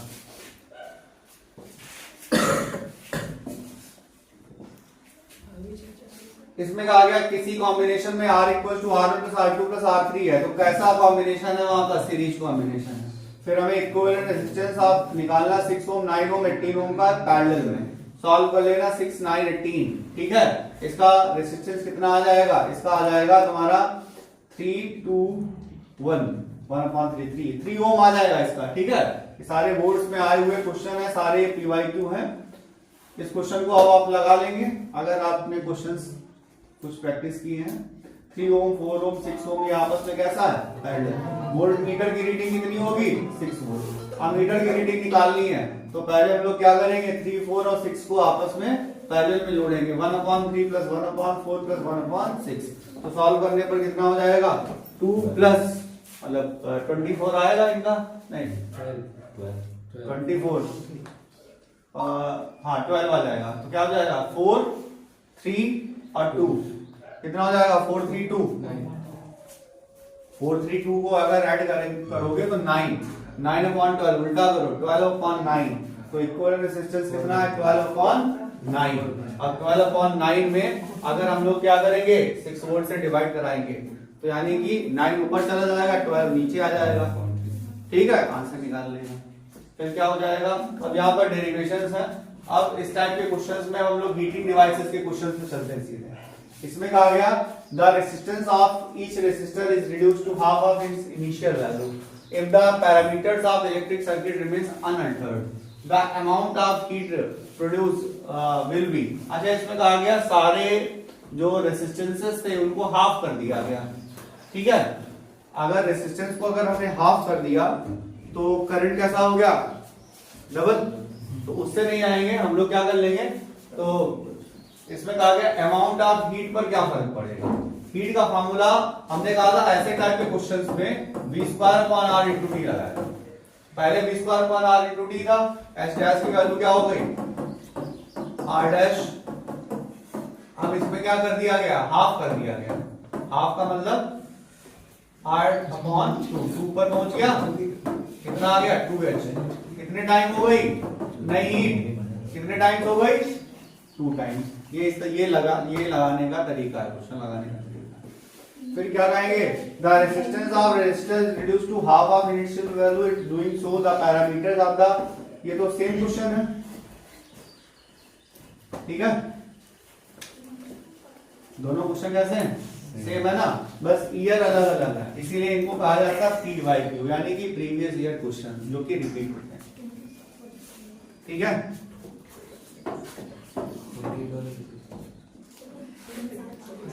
अब आगे क्वेश्चन देख लेंगे। आगे क्वेश्चन देखेंगे यहाँ पर। इसमें कहा गया state Joule's law of heating. Joule's law of heating क्या है? Heat produced in a conductor is directly proportional to, पहला point, the square of current passing the circuit is proportional to I square. फिर कहेंगे directly proportional to the resistance of conductor, फिर लिखेंगे as proportional to R, फिर ये लिखेंगे heat directly proportional to the time taken for which the current passing the resistor और conductor, तो H proportional to time. तो क्या कर लेंगे? एच तीनों को एक साथ लिखेंगे, H proportional to I square R T. Proportional को इक्वल करने के लिए कांस्टेंट लगाएंगे के, जिसकी वैल्यू होगी 1, फिर एच इक्वल टू हो जाएगा आई स्क्वायर आर टी। फिर आगे इसमें कहा गया है अब वोल्टेज की फॉर्म में लगाना है, तो हम लोग जहां पर आई स्क्वायर आर टी आया वहां पर आई की जगह पर v/r कर लिया, तो यहां पर हम लोग क्या कर लेंगे? v²/r यानी v²/r स्क्वायर, तो एक आर कट जाएगा, तो यहां पर हीट का वही फॉर्मूला आएगा जो अक्सर हम लगाते हैं, v² × t/r, ठीक है। फिर 5 ओम वाला करेक्ट है, बैटरी है यहाँ पर 6 वोल्ट की, एनर्जी पूछी गई है, तो हम लोग यहाँ पर क्या करेंगे? v²/r × t का फार्मूला लगा लो, कितना हो जाएगा? 6 × 6 कितना हो गया? 36। 36 × 10 कितना हुआ? 360 डिवाइडेड बाय 5, 360 डिवाइडेड बाय 5 कितना हुआ? 72। आंसर आ गया, ओवरऑल आंसर आ रहे हैं। सोचो 2021-22 में क्वेश्चन पूछा गया है। अगला क्वेश्चन है, रेजिस्टेंस निकालना है, लेंथ दी गई है 2 meter, area of cross section है इतना और रेसिस्टिविटी दी गई है। ये हम बता रहे हैं इस बार के बोर्ड के पेपर में लगभग 100% तुम्हारा इस फार्मूले से क्वेश्चन आ रहा है, तो इसलिए इसको देख लेते हैं। R इक्वल टू क्या है, फॉर्मूला होता है रो एल अपॉन ए। न्यूमेरिकल कैसे लगाएं, बोर्ड में न्यूमेरिकल की रिप्रेजेंटेशन कैसे करें। तुम्हें इस बात के मार्क्स नहीं मिलेंगे कि तुम्हें अब क्वेश्चन आता है, तुम्हें इस बात के मार्क्स मिलेंगे कि तुमने क्वेश्चन को सही से रिप्रेजेंट किया है। तो इसलिए वहां पर सही से रिप्रेजेंट करना सीखो। सबसे पहले गिवन लिखेंगे। गिवन में क्या हुआ, गिवन में एल हो गया कितना 2 मीटर, कई बार वो दे देते हैं सेंटीमीटर में या मिलीमीटर में, तो उसको मीटर में कन्वर्ट करना पड़ेगा। उसके बाद में हम लोग क्या करेंगे, एरिया, एरिया कितना हो जाएगा 1.55 10 की पावर -6, यहाँ पर हो जाएगा मीटर स्क्वायर। फिर यहाँ पर रो की वैल्यू क्या हो जाएगी 2.8 10 की पावर क्या हो जाएगा -8 ओम मीटर। ठीक है, ये यहाँ पर रो की वैल्यू यहाँ पर हो जाएगी। ठीक, समझ में आया। फिर हम लोग क्या करेंगे, आर की वैल्यू क्या करेंगे 2.8 10 की पावर -8। देखो बाहर अगर कोई कुछ अपना बेच रहा है तो उसको अपना काम करने दो, तुम्हारा काम पढ़ाई करने का, तुम अपना काम करो। उसने अगर बाहर की साइकिलें देखी होती और वो पढ़ा लिखा होता तो उसको पता चलता पढ़ाई हो रही, तो थोड़ा अपना ऑफ कर लेता। लेकिन तुम तो पढ़े लिखे हो, तुम तो पढ़ रहे हो ना, तो तुम वो अपना काम देखो बेहतर ढंग से कर रहा कि नहीं। उसको लगता है कि हम अपनी बात को ज्यादा से ज्यादा लोगों तक पहुंचाएं, तो वो बोल नहीं पा रहा था तो उसने क्या किया, अपना साउंड लगा लिया। तो उसके डेडिकेशन से प्रभावित हो, ना कि हंसो। ठीक है, तो इसलिए तुम्हारा काम पढ़ाई करना, तो तुम अपने काम पर फोकस रहो। तो 2.8 10 की पावर -8, एल की वैल्यू क्या होती है 2, और यहां पर क्या होता है 1.55 10 की पावर -6। इसको अगर हम लोग सॉल्व करेंगे तो यहां पर हो जाएगा 5.6 डिवाइडेड बाय 1.55, ये 10 की पावर -6 ऊपर पहुंचा, कितना हो गया 10 की पावर -2।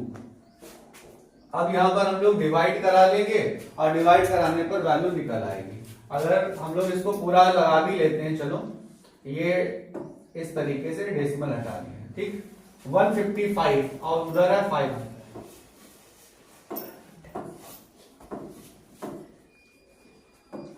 112, 31 और यहाँ पर है 112।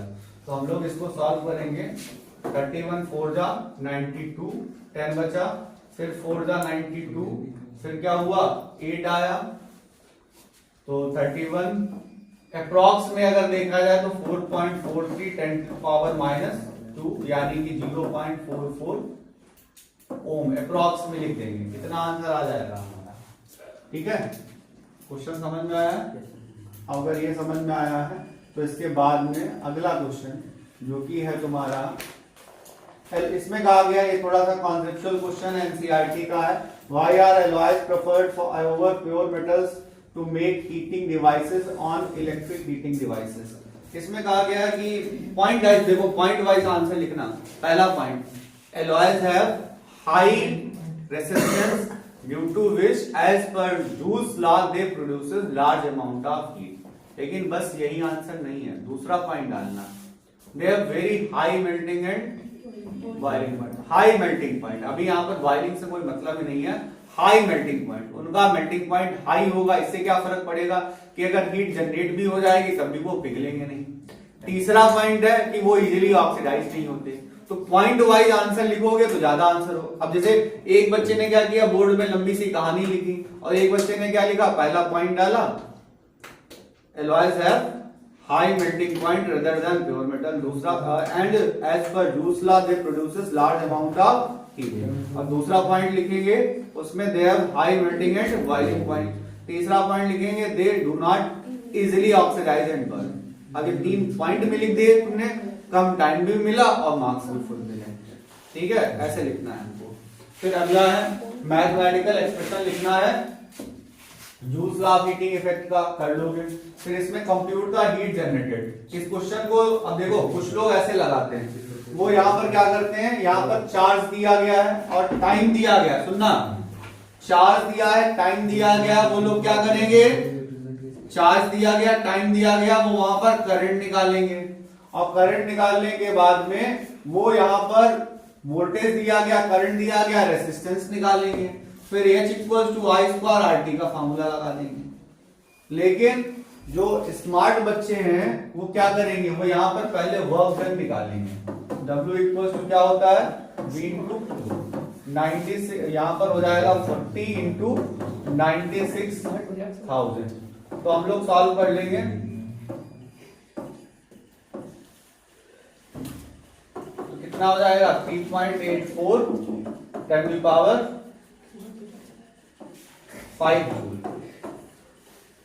या हम लोग कह सकते हैं यहां पर 384 5 क्या 6 जूल आना चाहिए, 3.84 10 की पावर 6 जूल हमारा। अब फिर हम लोग लिखेंगे this work done conserves into heat energy. Answer आ गया। अब सोचो उसमें कितने स्टेप्स थे, ये क्वेश्चन सीधे सीधे लग गया है, तो टाइम बचा लेना, फॉर्मूला तो यूज ही किया। ठीक है, 40 इंटू 96,000 का ये 40 वोल्ट दिया गया, यानी कि देखो 2 आवर से कोई मतलब ही नहीं था। 3 जीरो है। ठीक है, 3 यहाँ पे है, 1 यहाँ पे है, तो 4 हो गए। जब 4 जीरो ये हो गए और 2 एक पॉइंट है, तो 10 की पावर क्या हो गई। ठीक है, फिर explain the use of electric fuse. Electric fuse क्या करता है, ये सेफ्टी डिवाइसेस का काम करता है। जब large amount of current pass होने वाला होता है हमारे डिवाइस में, जैसे कि हमारी डिवाइस डैमेज हो सकती है, तो उसको बचाने के लिए सर्किट में लाइव वायर में सीरीज कॉम्बिनेशन में लगा दिया जाता है। अगर लार्ज करंट ड्रॉ करेगा भी, तो अगर वो वहां से पास होगा तो फ्यूज अपने आप मेल्ट होके सर्किट को ब्रेक कर देगा, करंट अंदर नहीं पहुंच पाएगा। ठीक है, वो हमने लिखाया आपको, आप नोट्स में देखिएगा। फिर क्या होगा कि इसमें कहा गया वायर की लेंथ थी L, area cross section A था, रेजिस्टेंस था 4। इसमें कहा गया एक अनदर वायर था, सेम मटेरियल का, लेंथ था L/2, एरिया था 2A। तो इसमें फाइंड द रेजिस्टेंस, रेजिस्टेंस पूछा गया है। तो हम लोग कैसे निकालेंगे, यहाँ पर ध्यान देंगे। R इक्वल टू क्या था, ध्यान देना, रो L/A। R डैश की वैल्यू, सेम मटेरियल है तो रो पे डैश नहीं लगेगा। अब देखना यहाँ पर L डैश की वैल्यू कितनी है L/2 और एरिया कितना है 2A। सॉल्व करने पर 1/4 रो L/A। हम ये एक लाइन में इक्वल इक्वल लिखते चले जा रहे हैं, तुम इसको यहाँ पर वर्टिकली लिखोगे तो R डैश की वैल्यू क्या आ गई 1/4 R, ये हमारे R डैश की वैल्यू आ गई। फिर इसमें कहा गया फ्यूज वायर मेटल का था 5 एम्पियर का, सेम मटेरियल है जिसमें यहाँ पर है 10 एम्पियर का। फिर इसमें कहा गया न्यू फ्यूज स्मॉलर रेडियस का होगा या लार्जर रेडियस का होगा। याद रखना कि अगर हमें करंट रेटिंग ज्यादा रखनी है तो हमें फ्यूज वायर को ज्यादा थिक रखना पड़ेगा। ठीक है, करंट की रेटिंग ज्यादा रखनी है तो फ्यूज वायर को हमें क्या करना है, ज्यादा रखना पड़ेगा। समझ में आया, ज्यादा थिक करना पड़ेगा, थिक का यूज करेंगे, क्योंकि जब वो थिक होगा तो रेजिस्टेंस कम हो जाएगा, रेजिस्टेंस कम हो जाएगा तो करंट वहां पर ज्यादा पास होगा। ठीक है, फिर आगे देखेंगे an electric kettle consumes 1 kilowatt of electric power when operated at 220 volt. The minimum rating of fuse wire used to be. Rating पूछी गई है तो हम लोग क्या करेंगे, P की वैल्यू क्या थी 1 किलोवाट यानी कि 1000 वाट, और वोल्टेज कितना था 220 वोल्ट। I की वैल्यू क्या हो जाएगी P/V, यानी कितना हो जाएगा 1000/220। सॉल्व करने पर वैल्यू कितनी आ गई 50/11। I की वैल्यू कितनी आ गई 50/11 एम्पियर। अगर 50/11 देखें अपने आप में तो 4 पॉइंट समथिंग हुआ, तो उसके नियरेस्ट यहाँ पर उससे थोड़ा सा ज्यादा रखा जाएगा, फ्यूज कम नहीं रखा जा सकता। याद रखना, जैसे 6.67 एम्पियर जा रहा तो 6 एम्पियर नहीं रख सकते हो, 7 एम्पियर रखोगे। ठीक है, ये क्वेश्चन इंपॉर्टेंट है। फिर कहा गया 2 बल्ब है और ये सीरीज कॉम्बिनेशन में, नेट पावर कितनी हो जाएगी 150 वाट। और इसमें कहा गया करंट अगर 100 वाट में 1 एम्पियर जा रहा है तो करंट 40 वाट में कितना जाएगा। तो याद रखना, अगर ये सीरीज कॉम्बिनेशन में करंट कैसा रहेगा, सेम रहेगा। तो दोनों में अगर करंट, इसमें अगर 1 एम्पियर था तो इसमें भी करंट कितना रहेगा 1 एम्पियर का रहेगा। फिर अगला क्वेश्चन देखते हैं, relation between R and P। P और R के बीच में रिलेशन क्या है पावर के टर्म्स में। पावर का वैसे देखो, अगर पूरा फॉर्मूला डिराइव करना है, पावर का फॉर्मूला होता है P equal to work done upon time taken. और वर्क का फॉर्मूला क्या होता है, V into Q upon T, मतलब वर्क की वैल्यू V इंटू क्यू हो गई। अब हमने क्या किया, क्यू अपॉन टी क्या हो गया, आई की वैल्यू हमने ओम्स लॉ से क्या कर दी, V अपॉन आर, तो फॉर्मूला क्या बना, V स्क्वायर अपॉन आर। ये छोटा सा डेरिवेशन था, जिसके टर्म्स में बोला जाएगा उसके टर्म्स में डायरेक्ट करोगे। अगला क्वेश्चन था, इसमें इलेक्ट्रिक कैटल दी गई है और टाइम दिया गया, एनर्जी निकालनी किलोवाट आवर में। तो किलोवाट आवर में कैसे निकालेंगे, 4 किलोवाट आवर हो जाएगा। जूल्स में निकालने के लिए क्या करेंगे, 4 इंटू 3.6 10 की पावर 6 जूल से मल्टीप्लाई करेंगे, आंसर है। ठीक, उसके बाद करेंगे इलेक्ट्रिक पावर, उसकी SI unit. Electric power is the rate of consumption of electric energy per unit time, SI unit is what. Bulb दिए गए थे और इनको कैसे जोड़ा गया, पैरेलल में जोड़ा गया है, सेम वोल्टेज पे पैरेलल जोड़ा गया, तो P equals to P1 plus P2 160 हो जाएगा। और उसके बाद में क्या कहा गया, इसमें करंट निकालना है। करंट निकालने के लिए I equals to P upon V, 160 upon 220 solve कर लेंगे, आंसर हो जाएगा। यहाँ के क्वेश्चंस देखेंगे, ये सारे क्वेश्चंस बोर्ड्स में आए हुए हैं, यहाँ पर का स्क्रीनशॉट ले लेंगे बच्चे जो भी वीडियो देख रहे होंगे, और बाकी लोग इन क्वेश्चन को लगा के 100% देखेंगे। एक न्यूमेरिकल आपका यहाँ से कल बोर्ड एग्जाम में आने जा रहा है, ठीक है। एक क्वेश्चन यहाँ से रिपीट होगा, ठीक है, एक क्वेश्चन यहाँ से रिपीट होगा। हम यहाँ के क्वेश्चन को तुम लोगों को एक्सप्लेन करके बता रहे हैं, ठीक है।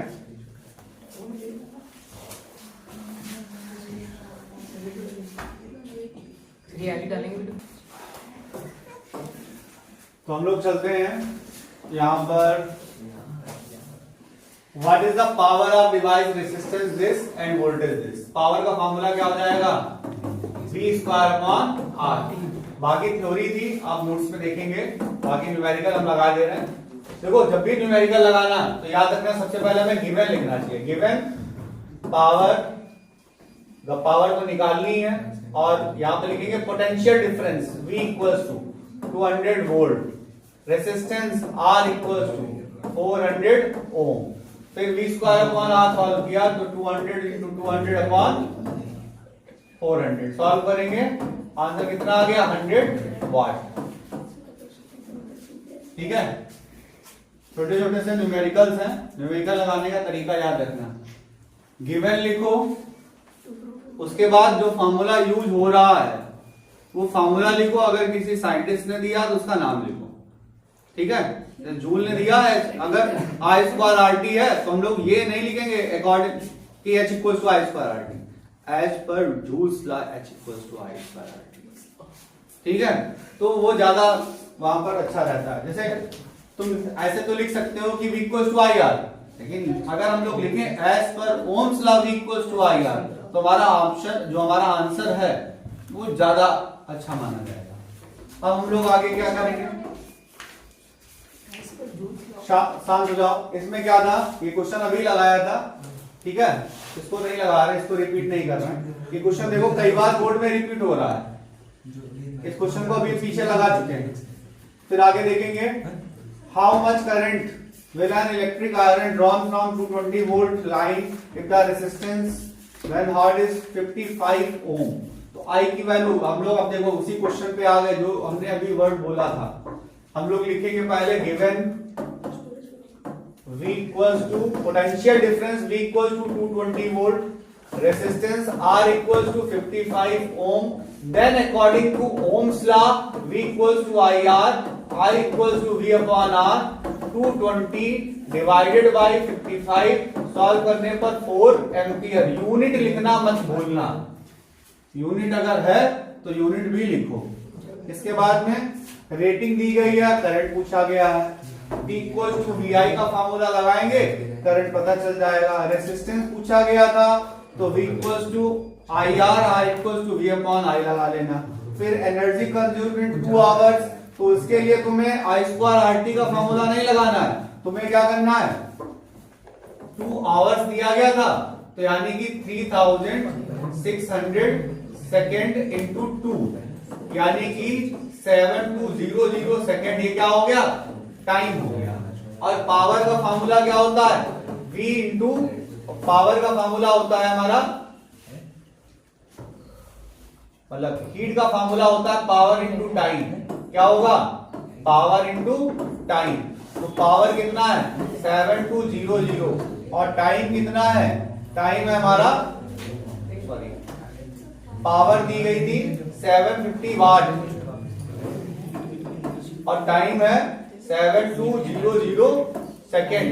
सॉल्व कर लेंगे, सॉल्व करने पर 3 जीरो तो ये बन ही गए हमारे, 72 और 75 की मल्टीप्लाई करनी है हमको, ठीक है। तो इनकी जब मल्टीप्लाई करेंगे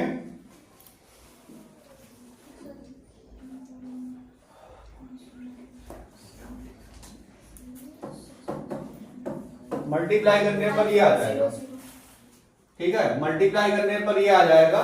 तो हमारा बन गया यहाँ पर 5.4 10 टू द पावर 32516,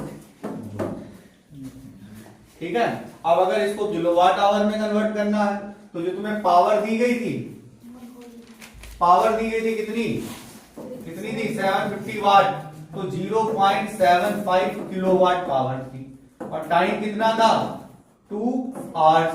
तो हम लोग यहाँ पर हीट का फार्मूला पावर इंटू टाइम निकालते तो कितना हो जाता 75 इंटू 2, 0.75 इंटू 2, सॉल्व करने पर कितना आ जाता 1.5 किलोवाट आवर।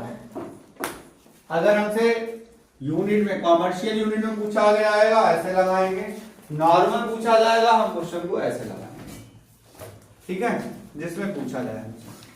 चाहो तो इसको भी जूल को किलोवाट आवर में कन्वर्ट कर सकते हो, या इसको लाने के बाद में इसमें 3.6 टन की पावर और 6 से मल्टीप्लाई करके इसमें कन्वर्ट कर सकते हो, जैसी इच्छा हो वैसे लगा लो। एक क्वेश्चन को लगाने के कई तरीके हैं, बेस्ट तरीका वो होता है जो तुमको वहां पर याद आ जाए, ठीक है, उसको उस पर ही रिलाई करना, ये नहीं कि समय ऐसे बताया तो ऐसे लगाना है, खुद पर तुम्हें सेल्फ कॉन्फिडेंस होना चाहिए, प्रैक्टिस करा ही है। इसके बाद ये सब क्वेश्चन एक ही जैसे हैं। हाँ, ये क्वेश्चन बी वाला क्वेश्चन थोड़ा सा अलग है, इसको लगाते हैं, ठीक है। ये क्वेश्चन आ सकता है आपका, in a house of 2 bulbs 50 watt each, तो यहां पर पावर कितनी हो गई 100 वाट, टाइम क्या था 6 hour daily, and geyser of 1 kilowatt for 1 hour daily. तो यहां पर डेली की एनर्जी यहां पर निकालेंगे तो पावर इंटू टाइम, तो कितना हो जाएगा, इसको किलोवाट में कन्वर्ट कर लो 0.1 किलोवाट, तो 0.1 इंटू 6 कितना आ गया 0.6 किलोवाट आवर। अगर ये इस वाला कॉस्ट वाला क्वेश्चन आता है तो तुम उसको कॉमर्शियल यूनिट ऑफ एनर्जी के टर्म्स में ही लगाना। अगला जो गीजर था वो 1 किलोवाट का था, वो 1 आवर, तो हम लोग यहां पर पावर का फार्मूला लगाएंगे, एनर्जी का फार्मूला लगाएंगे E2, तो पावर इंटू टाइम, तो 1 इंटू 1 कितना आ गया 1 किलोवाट आवर, ये E2 आ गया। टोटल एनर्जी E निकाली कितना आ गया E1 प्लस E2 कितना आ गया 0.6 प्लस 1 कितना आ जाएगा 1.6 किलोवाट आवर, ये एनर्जी निकाली। अब यहां पर हम लोग क्या करेंगे 30 डेज, तो टोटल एनर्जी कंज्यूम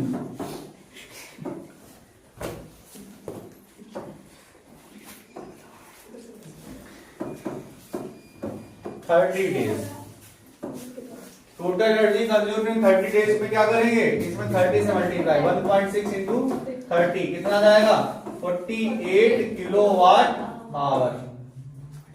अब हम लोग वहां पर क्या लिखेंगे cost, cost equals to energy into rate. Energy कितनी है 48 किलोवाट आवर और रेट है 8 रुपीज 8 पर किलोवाट आवर। तो हम लोग क्या करेंगे मल्टीप्लाई कर लेंगे, इतने रुपीज आंसर आ गया हमारा। ₹384 ये बिजली का बिल आ रहा है। और हम अपनी तरफ से 90% यहाँ पर प्रेडिक्शन कर रहे हैं कि कल आपको बोर्ड के पेपर में ऐसा क्वेश्चन मिलने वाला है, इसलिए क्वेश्चन को आप सीरियस ले लें, वरना पेपर देने के बाद आप सीरियस होने लगेंगे। ठीक है, तो इसलिए ध्यान से देखें क्या कैसे लगाया क्वेश्चन। अलग अलग जो डिस्ट्रीब्यूशंस थे हमारे, पहले सबकी अलग अलग एनर्जी निकाली। एनर्जी निकालते टाइम एक चीज को याद रखना, जो हमें पावर दी गई थी उस पावर को हमने किसमें कन्वर्ट कर लिया, किलोवाट में, और जो टाइम था वो पहले से आवर में दिया गया, मल्टीप्लाई किया पावर इनटू टाइम से, अलग अलग एनर्जीज निकाली, सारी एनर्जीज को हमने जोड़ लिया। फिर नंबर ऑफ डेज से, कई बार वो कहते हैं in the month of February of leap year, तो यानी कि किससे मल्टीप्लाई करनी है, 29 से। किससे मल्टीप्लाई करेंगे, 29 से। अगर ये कहेंगे in a month of February other than leap year, तो क्या करेंगे, 28 से मल्टीप्लाई करेंगे। उन्होंने कहा in the month of April 30 से मल्टीप्लाई करेंगे, in the month of March 31 से मल्टीप्लाई करेंगे। कई बार वो क्वेश्चन को थोड़ा सा घुमा सकते हैं। अब हम लोग क्या करेंगे, कॉस्ट का फॉर्मूला रेट इनटू एनर्जी। ठीक है, अब लगाएंगे, कर लोगे ना। बाकी घर पे जाके दोबारा यही वीडियो देखना है। ठीक है, तो इससे क्या करोगे, इससे तुम्हारा रिवाइज हो जाएगा, इससे बाहर के क्वेश्चन नहीं आ रहे हैं। अगर इस पर्टिकुलर चैप्टर को देख रहे हो, इससे बाहर के क्वेश्चन नहीं आ रहे हैं, बस यही रिवाइज की फिर इसमें कहा गया टॉर्च बल्ब की जो रेटिंग है वो 5 वोल्ट है, और यहाँ पर करंट दिया गया 500 मिली एम्पियर का, पावर निकालनी है। क्या लगाएंगे, VI, जो मिली एम्पियर है उसको एम्पियर में कन्वर्ट करो, 1000 से डिवाइड कराएंगे 0.5, और फिर जब V में मल्टीप्लाई कराएंगे तो कितना आ जाएगा, 2.5। रेसिस्टेंस निकालना है तो P इक्वल टू क्या हो, वो R इक्वल टू क्या हो जाएगा, V upon R, 50 upon 5 upon 0.5 कितना हो जाएगा, 10 ओम। लगा लेना। एनर्जी निकालनी होगी और टाइम दिया गया तो पावर इनटू टाइम कर लेना, एनर्जी आ जाएगी।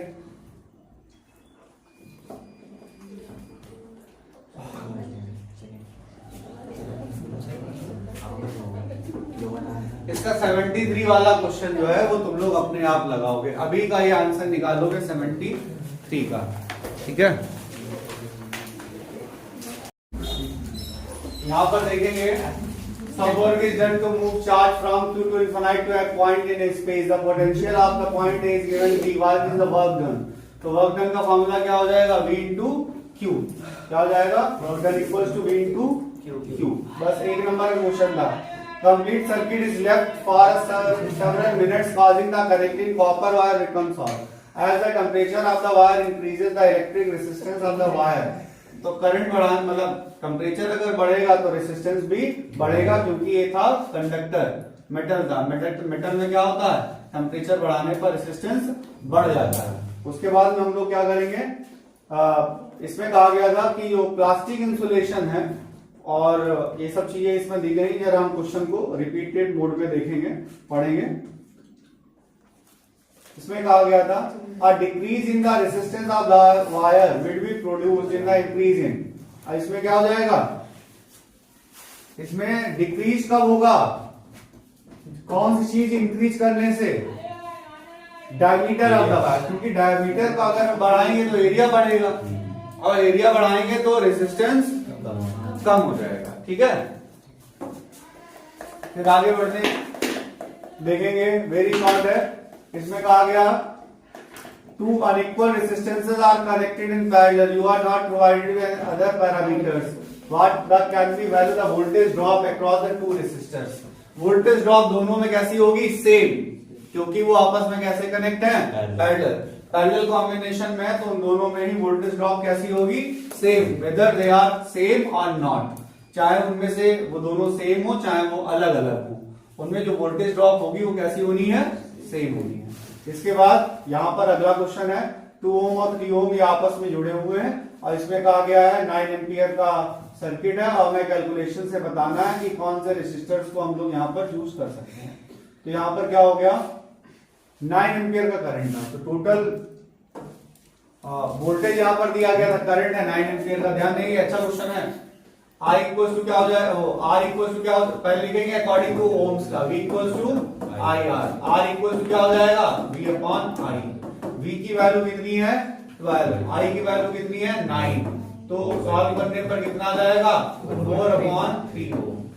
R की वैल्यू क्या हो जाएगी, R की वैल्यू 4 अपॉन 3 ओम हो जाएगी। रेसिस्टेंस आ गया।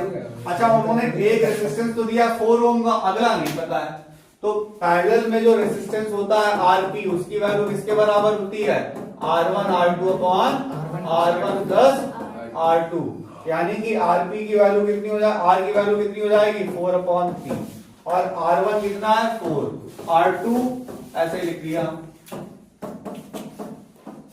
अब हमने क्या किया, क्रॉस मल्टीप्लीकेशन,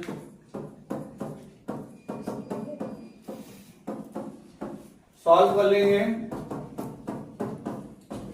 R2 की वैल्यू कितनी हो जाएगी 16 अपॉन 11।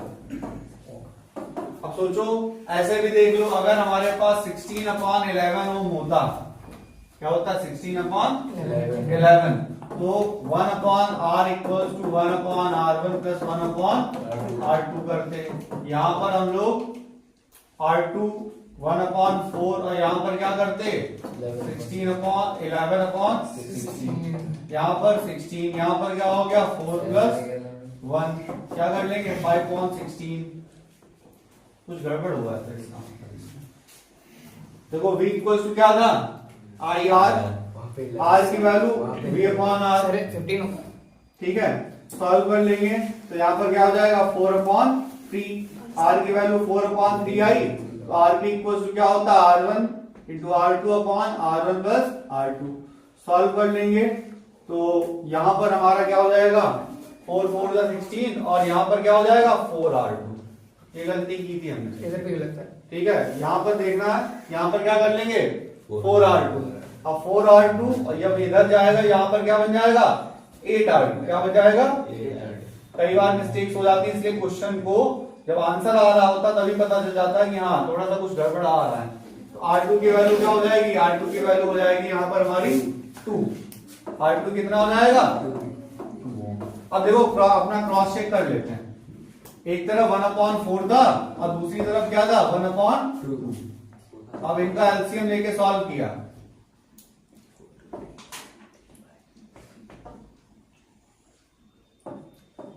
कितना आ जाएगा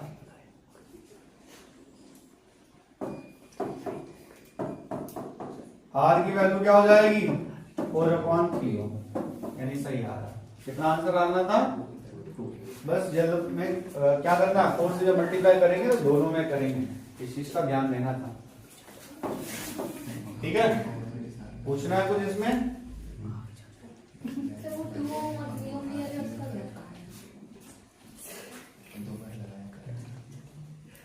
कैलकुलेशन हमें यहाँ पर दे रही, calculation which of the two resistance to be use. यहाँ पर R2 की जगह पर वो कौन सा यूज करे, 2 ओम वाला यूज करे या 3 ओम वाला, तो आंसर क्या आया, तो कौन सा यूज करेगा 2 और 3 में से 2 ओम वाला। अगला क्वेश्चन, करंट रीडिंग थी 2 एम्पियर की, R1 की वैल्यू क्या है, ऐसा ही क्वेश्चन है सेम। अब देखो हम लोग क्या करेंगे, ध्यान से देखना है। सबसे पहले हम लोग क्या करेंगे, सबसे पहले ये दिया था 2 एम्पियर, ये था 30 वोल्ट, तो हम लोग टोटल रेसिस्टेंस निकालेंगे, कितना आ जाएगा 15 ओम। कितना है ओवरऑल रेसिस्टेंस, कितना है 15, कितना हो जाएगा 15। अच्छा अब क्या है, ये अगर देखा जाए ये तीनों आपस में कैसे हैं पैरेलल, ये तीनों आपस में कैसे हैं पैरेलल, और जो पैरेलल है वो 6 और 6 के साथ में कैसा है सीरीज में। तो यहां पर थोड़ी देर के लिए आरपी ले लेते हैं, तो आरपी और 6 कैसे हैं सीरीज में, तो हमने ले लिया आरपी प्लस 6 इक्वल्स टू कितना हो गया 15। तो आरपी की वैल्यू कितनी आ गई 3 ओम। आरपी कितना आ गया, ये बात समझ में आई। पहले लिखेंगे according to Ohm's law, according to Ohm's law देखो V इक्वल टू कितना था 30 वोल्ट था, I की वैल्यू कितनी थी 2 एम्पियर थी, according to Ohm's law V equals to I R, R की वैल्यू क्या हुई V अपॉन आई हुई। सॉल्व करेंगे तो 30/2 कितना आ जाएगा 15 हो गया। अब हमें ये पता था कि आरपी यानी कि इन तीनों का कॉम्बिनेशन इनके साथ आपस में कैसा है सीरीज में, तो आरपी प्लस 6 इक्वल टू क्या है 15, तो आरपी कितना आ गया 3। अब हम यहां पर का रेसिस्टेंस निकालेंगे, तो 1/R1 plus 1/10 plus 1/15 equal to कितना है 1/3, तो 1/R1 equal to 1/3 minus 1/10 minus 1/15, LCM लिया 30, यहाँ आया 10 माइनस 3 माइनस 2, सॉल्व करने पर 5/30 1/R1, तो R1 की वैल्यू कितनी आ गई, R1 हुआ 6 ओम, R1 कितना आया 6 ओम आया। ये क्वेश्चन अच्छा था, और अगर आ गया तो बहुत सारे बच्चे इस क्वेश्चन को गलत करके आएंगे। क्वेश्चन सबको समझ में आया, ठीक है। जो लोग वीडियो को भी देखें वो इस क्वेश्चन को जरूर प्रैक्टिस कर लें। अगला क्वेश्चन था, ठीक है, हो गया ना। आगे देखेंगे 7th वाला, इसमें क्या करेंगे कि R1 R2 ये सारी चीजें calculate, total resistance total current सारी चीजें निकालनी, टोटल करंट भी निकालना है, टोटल रेसिस्टेंस भी निकालना है। अब हमें ध्यान देना है अच्छे से क्वेश्चन पे। पहले कॉम्बिनेशन में देखो, ये R4 और ये R3 ये आपस में कैसे हैं तो इनका रेसिस्टेंस कितना आ जाएगा 10 ओम आ गया। वो 10 ओम इस 10 ओम के साथ में कैसा है पैरेलल, कैसे पता चला, जैसे इस पॉइंट को A ले लो, इस पॉइंट को B ले लो, इस पॉइंट को C ले लो थोड़ी देर के लिए, ये D ले लो, ठीक। यहां पर बच्चों को दिक्कत होती है, टफ क्वेश्चन है। अब ध्यान देना, बताओ R3 और R4 के बीच में कितने पॉइंट कॉमन है, एक पॉइंट कॉमन है। जब एक पॉइंट कॉमन होता है कनेक्शन कैसा होता है सीरीज में, और जब सीरीज में होता है तो हम लोग क्या करेंगे 6 और 4, तो हम लोग क्या लिखेंगे resistance between A and D कितना आ जाएगा 6 प्लस 4 कितना आ जाएगा 10 ओम। अच्छा D और B के बीच में तो कुछ है नहीं, तो यानी कि AB में भी कितना हो जाएगा 10 ओम, ठीक है। अच्छा ये तुम्हारा ये वाला जो AB था, ये पहला वाला पार्ट था, कितना आया था 10 ओम, और ये वाला भी कितना आया 10 ओम। तो ये जो कनेक्शन है और ये है, ये दोनों कितने पॉइंट कॉमन है दो। और जब 2 पॉइंट कॉमन होते हैं तो हमारे पास में कितना आता है पैरेलल, क्या हो जाता है पैरेलल। R2 10 ओम था और वही AD में भी था, तो इनका जो रेसिस्टेंस आएगा नेट रेसिस्टेंस बिटवीन RAB वो आ जाएगा 10 इंटू 10 अपॉन 10 प्लस 10 कितना आ जाएगा 5 ओम। तो यहां तक का रेसिस्टेंस कितना हो गया 5 ओम, कितना आया 5। अच्छा आप सोचो वो 5 ओम इस 7 के साथ कैसा है सीरीज में, कैसा है ना समझ में आया तो देखो इसमें कितने पॉइंट कॉमन है, एक या दो, एक। तो हमारे पास net resistance R equal to कितना आया 5 प्लस 7 कितना आया 12 ओम, कितना आया। अब हम लोग यहां पर निकालेंगे I इक्वल टू क्या आया V अपॉन R, कितना आया 24 डिवाइडेड बाई 12 कितना आ जाएगा 2 एम्पियर। टोटल रेसिस्टेंस कितना आया 12 ओम, टोटल करंट कितना आया 2 एम्पियर। अगर ये क्वेश्चन आ गया 80% बच्चे ये क्वेश्चन गलत करके आएंगे, कॉम्बिनेशन नहीं ढूंढ पाएंगे, ठीक है। समझ में आया, एक बार हम फिर से समझाते हैं। तुम लोगों के फेशियल एक्सप्रेशन से दिख रहा है कि थोड़ा सा डाउट है, ध्यान से देखना, पहले मार्क कर लो।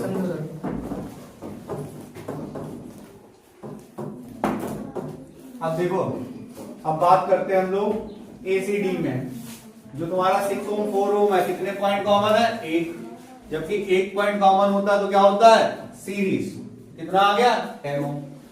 अच्छा AB में कितना है 10 ओम, वही इसमें भी है 10 ओम, तो क्या हो गया, क्योंकि यहां पर बीच में तो कुछ दिया नहीं है, यहां पर बीच में कुछ नहीं दिया गया, वरना इसको भी जोड़ लेते हैं।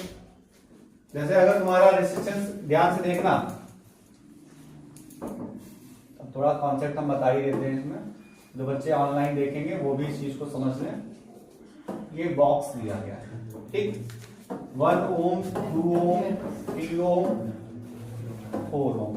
अब हमसे इस बॉक्स में ये नहीं कहा जा सकता कि हमें इक्विवेलेंट रेजिस्टेंस निकालो, क्योंकि इक्विवेलेंट रेजिस्टेंस अगर पूछा जाएगा तो पॉइंट्स पूछे जाएंगे, किन पॉइंट्स के बीच में। अब देखो, अगर तुमसे कहा जाए बिटवीन ए एंड बी, कहा जाए between A and B, A B में अगर हमने इस तरीके से ऐसे बैटरी जोड़ी तो हम लोग क्या करेंगे, ये 1 ओम, 4 ओम, 3 ओम कैसे हैं, सीरीज में, और जो सीरीज में आएगा वो इस 2 ओम के साथ में कैसा हो गया, पैरेलल हो गया। अब हम अपना क्वेश्चन चेंज करते हैं। क्वेश्चन में अगर हमसे कह दिया हमारा सर्किट ऐसे है, अब क्या हो जाएगा, ये 2 ओम, 3 ओम, 4 ओम कैसे हो गए, सीरीज में, जो ये 1 ओम आया उसके साथ कैसा हो गया, पैरेलल। अपना क्वेश्चन थोड़ा सा और चेंज करते हैं, ऐसे कर दिया, अब क्या हो जाएगा, ये 1, 2, 3 कैसे हैं, सीरीज में, और 4 के साथ कैसा हो गया, पैरेलल। ये बात समझ में आई? तो उसके भी आप पे देखो, ये 6 और 4 कैसे हैं, तो 10 आया, वो 10 इस 10 के साथ कैसा है, वो जो 10 और 10 पैरेलल हुआ 5, वो 5 7 के साथ कैसा हो गया, सीरीज में, कितना हो गया, 12। फिर इसके साथ निकाल लेंगे, आंसर आ गया ना। अब तो दिक्कत नहीं होगी ना, शांत हो जाओ।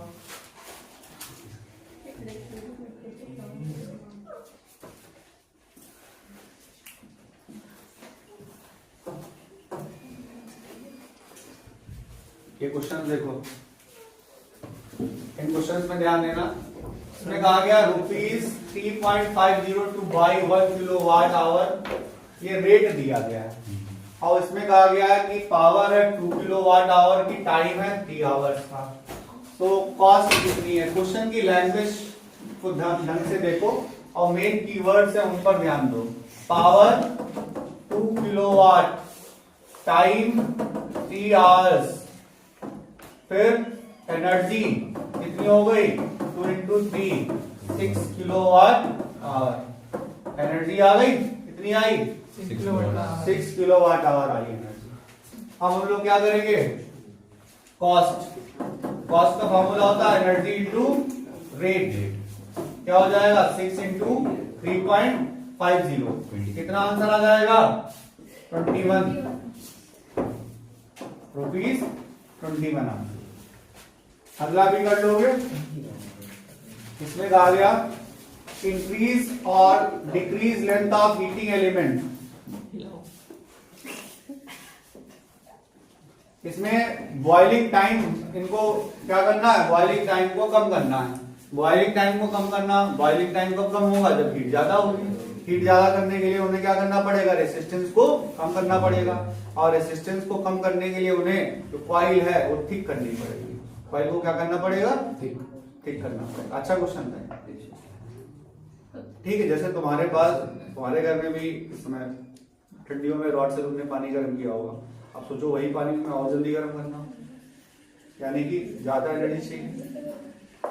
ज्यादा एनर्जी अगर चाहिए तो क्या होगा कि टाइम, मतलब कम टाइम में ज्यादा एनर्जी चाहिए, तो यानी कि जो पावर है वो ज्यादा होनी चाहिए। पावर तभी ज्यादा होगी जब रेजिस्टेंस कम होगा। रेजिस्टेंस कम करने के लिए क्या करना पड़ेगा, एरिया को बढ़ाना पड़ेगा। एरिया क्रॉस सेक्शन को, एरिया क्रॉस सेक्शन को क्या करोगे, बढ़ाओगे। एरिया क्रॉस सेक्शन को बढ़ाओगे तो क्या होगा, रेजिस्टेंस कम हो जाएगा, और रेजिस्टेंस कम हो जाएगा तो पावर बढ़ जाएगी, क्योंकि पावर का formula P equal to V square upon R लगेगा। एक बार आगे कितना नंबर पढ़ना है। अब ये क्वेश्चन देखा, कितना अच्छा क्वेश्चन। इसमें कहा गया है, ये इस तरीके से है, व्हाट काइंड ऑफ कॉम्बिनेशन, कैसा कॉम्बिनेशन है, पैरेलल। फिर इसमें कहा गया एडवांटेजेस क्या है पैरेलल कॉम्बिनेशन की। फिर इसमें कहा गया explain which proper calculation which lamps grow the brightest, इसमें कौन सी लैंप जो है वो सबसे ज्यादा ब्राइट यहाँ पर से जा रही है, तो जिसमें सबसे ज्यादा करंट पास हो रहा होगा, कौन सा। अगर सबका रेजिस्टेंस सेम है तो जिसमें सबसे ज्यादा करंट पास होगा वही सबसे ज्यादा ब्राइटेस्ट जलेगी। कौन सी है, रेजिस्टेंस निकालना होगा, क्या करोगे, वोल्टेज सबको सेम मिल रहा है। अब यहाँ पर का रेजिस्टेंस कितना है, शांत हो जाओ, यहाँ का रेजिस्टेंस कितना हो जाएगा 20 ओम, यहाँ का कितना हो गया 15 ओम। यहाँ का कितना हो गया 12 ओम। यहाँ कितना हो गया 20 ओम। अब इन सबको अगर पैरेलल जोड़ेंगे तो कितना हो जाएगा, सॉल्व कर लेना इसको, ठीक है।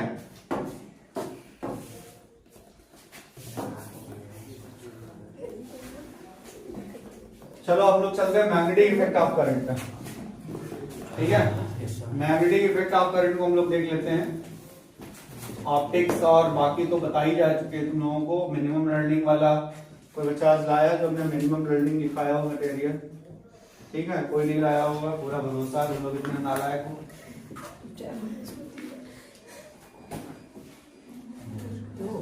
मिनिमम लर्निंग वाला अगर कोई सेंड कर देगा तो मैं उसको कन्वर्ट करके ग्रुप पे डाल दूंगा, जिससे बाकी बच्चों का भी थोड़ा भला हो जाए। क्योंकि अभी फिजिक्स के पेपर में यही हुआ है, क्लास 12 के फिजिक्स के पेपर में सिर्फ क्वेश्चंस वही आए हैं।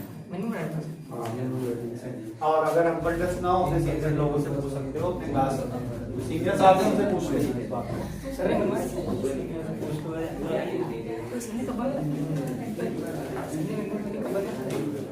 ये तुम लोगों से बोलने के लिए किसने कहा, और हमें इसको एडिट करना पड़ेगा इतना, तुम लोग बनाने लगते हो मच्छर की जैसे।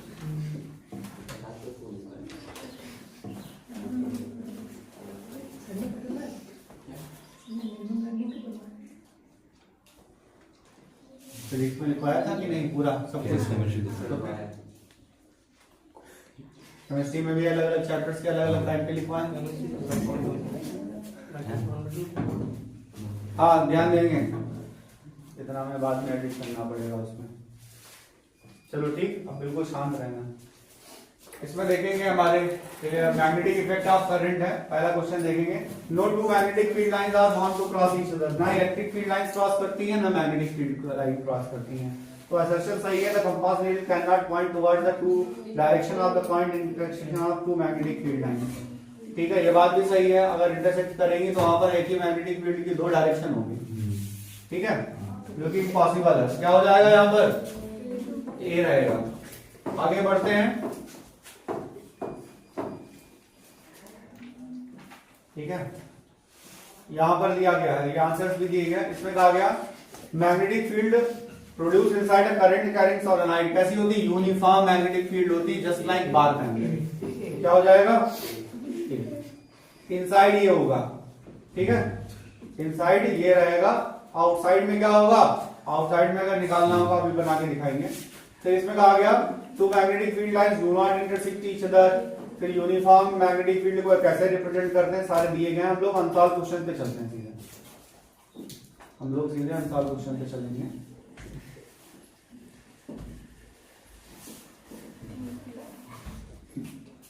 Draw an activity to demonstrate that take a bar magnet has a magnetic field around it।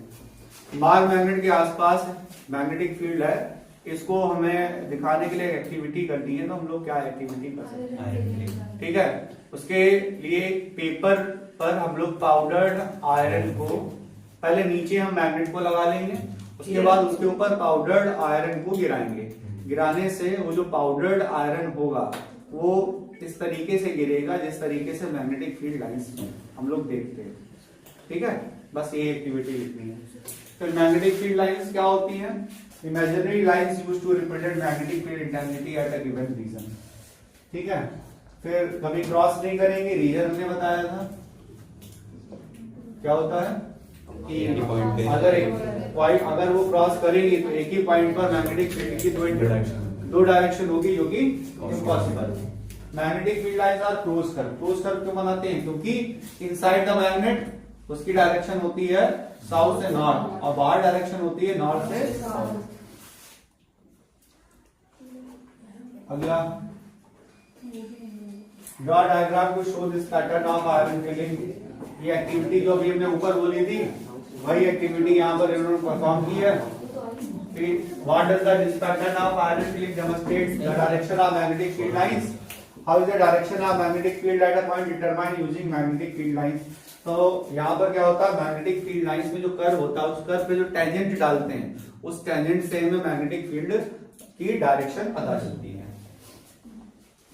हमें थ्योरेटिकल क्वेश्चन है इसमें। कहा गया magnetic field line around a current carrying state conductor wire do not intersect each other. तुम्हें पता है इसमें pattern हमने बताया कि अगर स्टेट वायर होगा तो उसकी मैग्नेटिक फील्ड लाइंस का पैटर्न क्या होगा, कॉन्सेंट्रिक सर्कल्स क्या होंगे। अब वो कॉन्सेंट्रिक सर्कल्स जो होंगे वो कभी भी एक दूसरे को इंटरसेक्ट नहीं करेंगे। फिर क्या होगा, the magnitude of magnetic field produced at given point increases as the current through the wire increases. Current बढ़ने से मैग्नेटिक फील्ड लाइंस भी बढ़ती रहती है, लेकिन इनका आपस में कोई रिलेशन नहीं है, तो क्या होगा बी। फिर name the instrument used to detect the presence of current in a circuit, galvanometer. List two factors which the strength magnetic field at a point due to a current carrying conductor depends. किस पे depend करता है, length of conductor पे, current पे। ठीक है, magnetic field किस पे डिपेंड करेगी, लेंथ ऑफ कंडक्टर पे डिपेंड करेगी और नंबर ऑफ टर्न्स और हमारे नंबर ऑफ टर्न्स पे भी डिपेंड करेगी कि वहां पर वायर में कितने टर्न है। वरना अगर एक स्टेट कंडक्टर है, सिर्फ एक स्टेट कंडक्टर है, तो वहां पर हम लोग सिर्फ और सिर्फ क्या लिखेंगे, लेंथ ऑफ वायर। बड़ा वायर होगा ज्यादा मैग्नेटिक फील्ड होगी, छोटा वायर होगा तो मैग्नेटिक फील्ड होगी। और हम लोग क्या करेंगे, करंट पे डिपेंड करेंगे, मोर करंट मोर मैग्नेटिक फील्ड।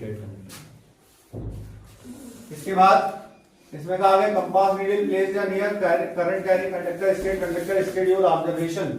ऑब्जर्वेशन क्या होंगे, magnitude of electric current increase, तो मैग्नेटिक फील्ड क्या हो जाएगी, बढ़ जाएगी। The compass needle placed displaced away from the wire, अगर जितना दूर होगा तो वहां पर मैग्नेटिक फील्ड उतनी वीक होगी, यानी कि जो तुम्हारा डिफ्लेक्शन होगा वो कैसा हो जाएगा, कम हो जाएगा। ठीक है, फिर कहा गया state how the magnetic field produced by state conductor carrying current depends on current to the conductor. अभी हमने बताया क्या होगा, बढ़ेगा, करंट के डायरेक्टली प्रोपोर्शनल होगा, डिस्टेंस के स्क्वायर के इनवर्सली प्रोपोर्शनल होता है। अब यहाँ पर हमें कुछ लाइंस दी गई हैं। ठीक है, सर्कुलर लूप में कौन सी लाइन होगी, सर्कुलर लूप में हमारी लाइंस क्या होनी चाहिए, इसमें देखो सर्कुलर लूप में ये आंसर हमारा इसलिए नहीं हो सकता क्योंकि इसमें जो कॉन्सेंट्रिक सर्किल्स थे उनकी डायरेक्शन कैसी है, सेम। कॉन्सेंट्रिक सर्किल्स की डायरेक्शन कैसी होगी, अपोजिट होगी, इसलिए हमारा ये डायग्राम गलत हो गया। उसके बाद क्या करेंगे, ये हमारा सही है। ठीक है, इसमें क्या होगा, ये लाइन हमारी कैसी है, सही। ये गलत है, क्यों, क्योंकि सिर्फ सर्किल ही नहीं बनते, सेंटर में स्टेट, फिर कर्व, फिर सर्किल्स। ठीक है, ये भी गलत है। कहीं सही आंसर क्या है, सी आंसर करेक्ट है। ठीक है, अब याद रखना है इसको।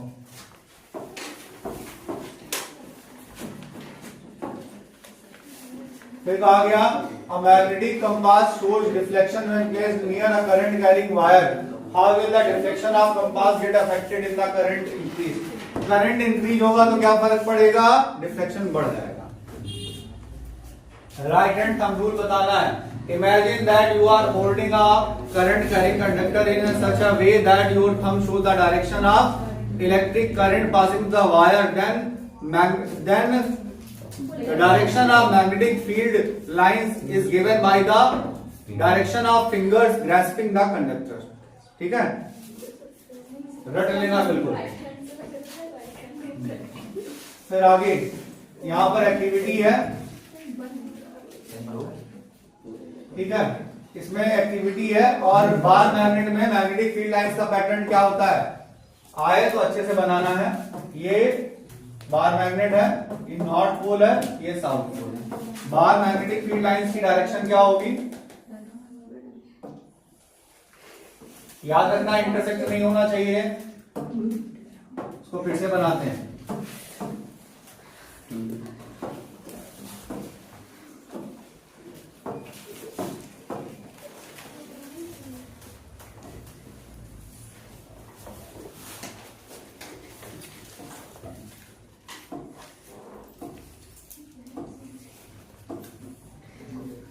ये इस तरीके से बनानी थी। अब हम लोग क्या करेंगे,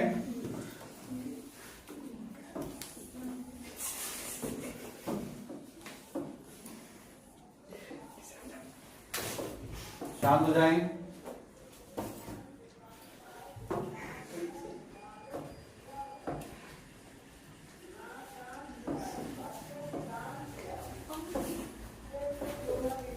हाँ, अब ये अगर देखो, अगर हमने ये वाला पोल लिया है नॉर्थ पोल और ये वाला पोल लिया है हमने साउथ पोल, तो बाहर डायरेक्शन क्या होती है, बाहर डायरेक्शन हमेशा नॉर्थ के लिए क्या होती है, अवे।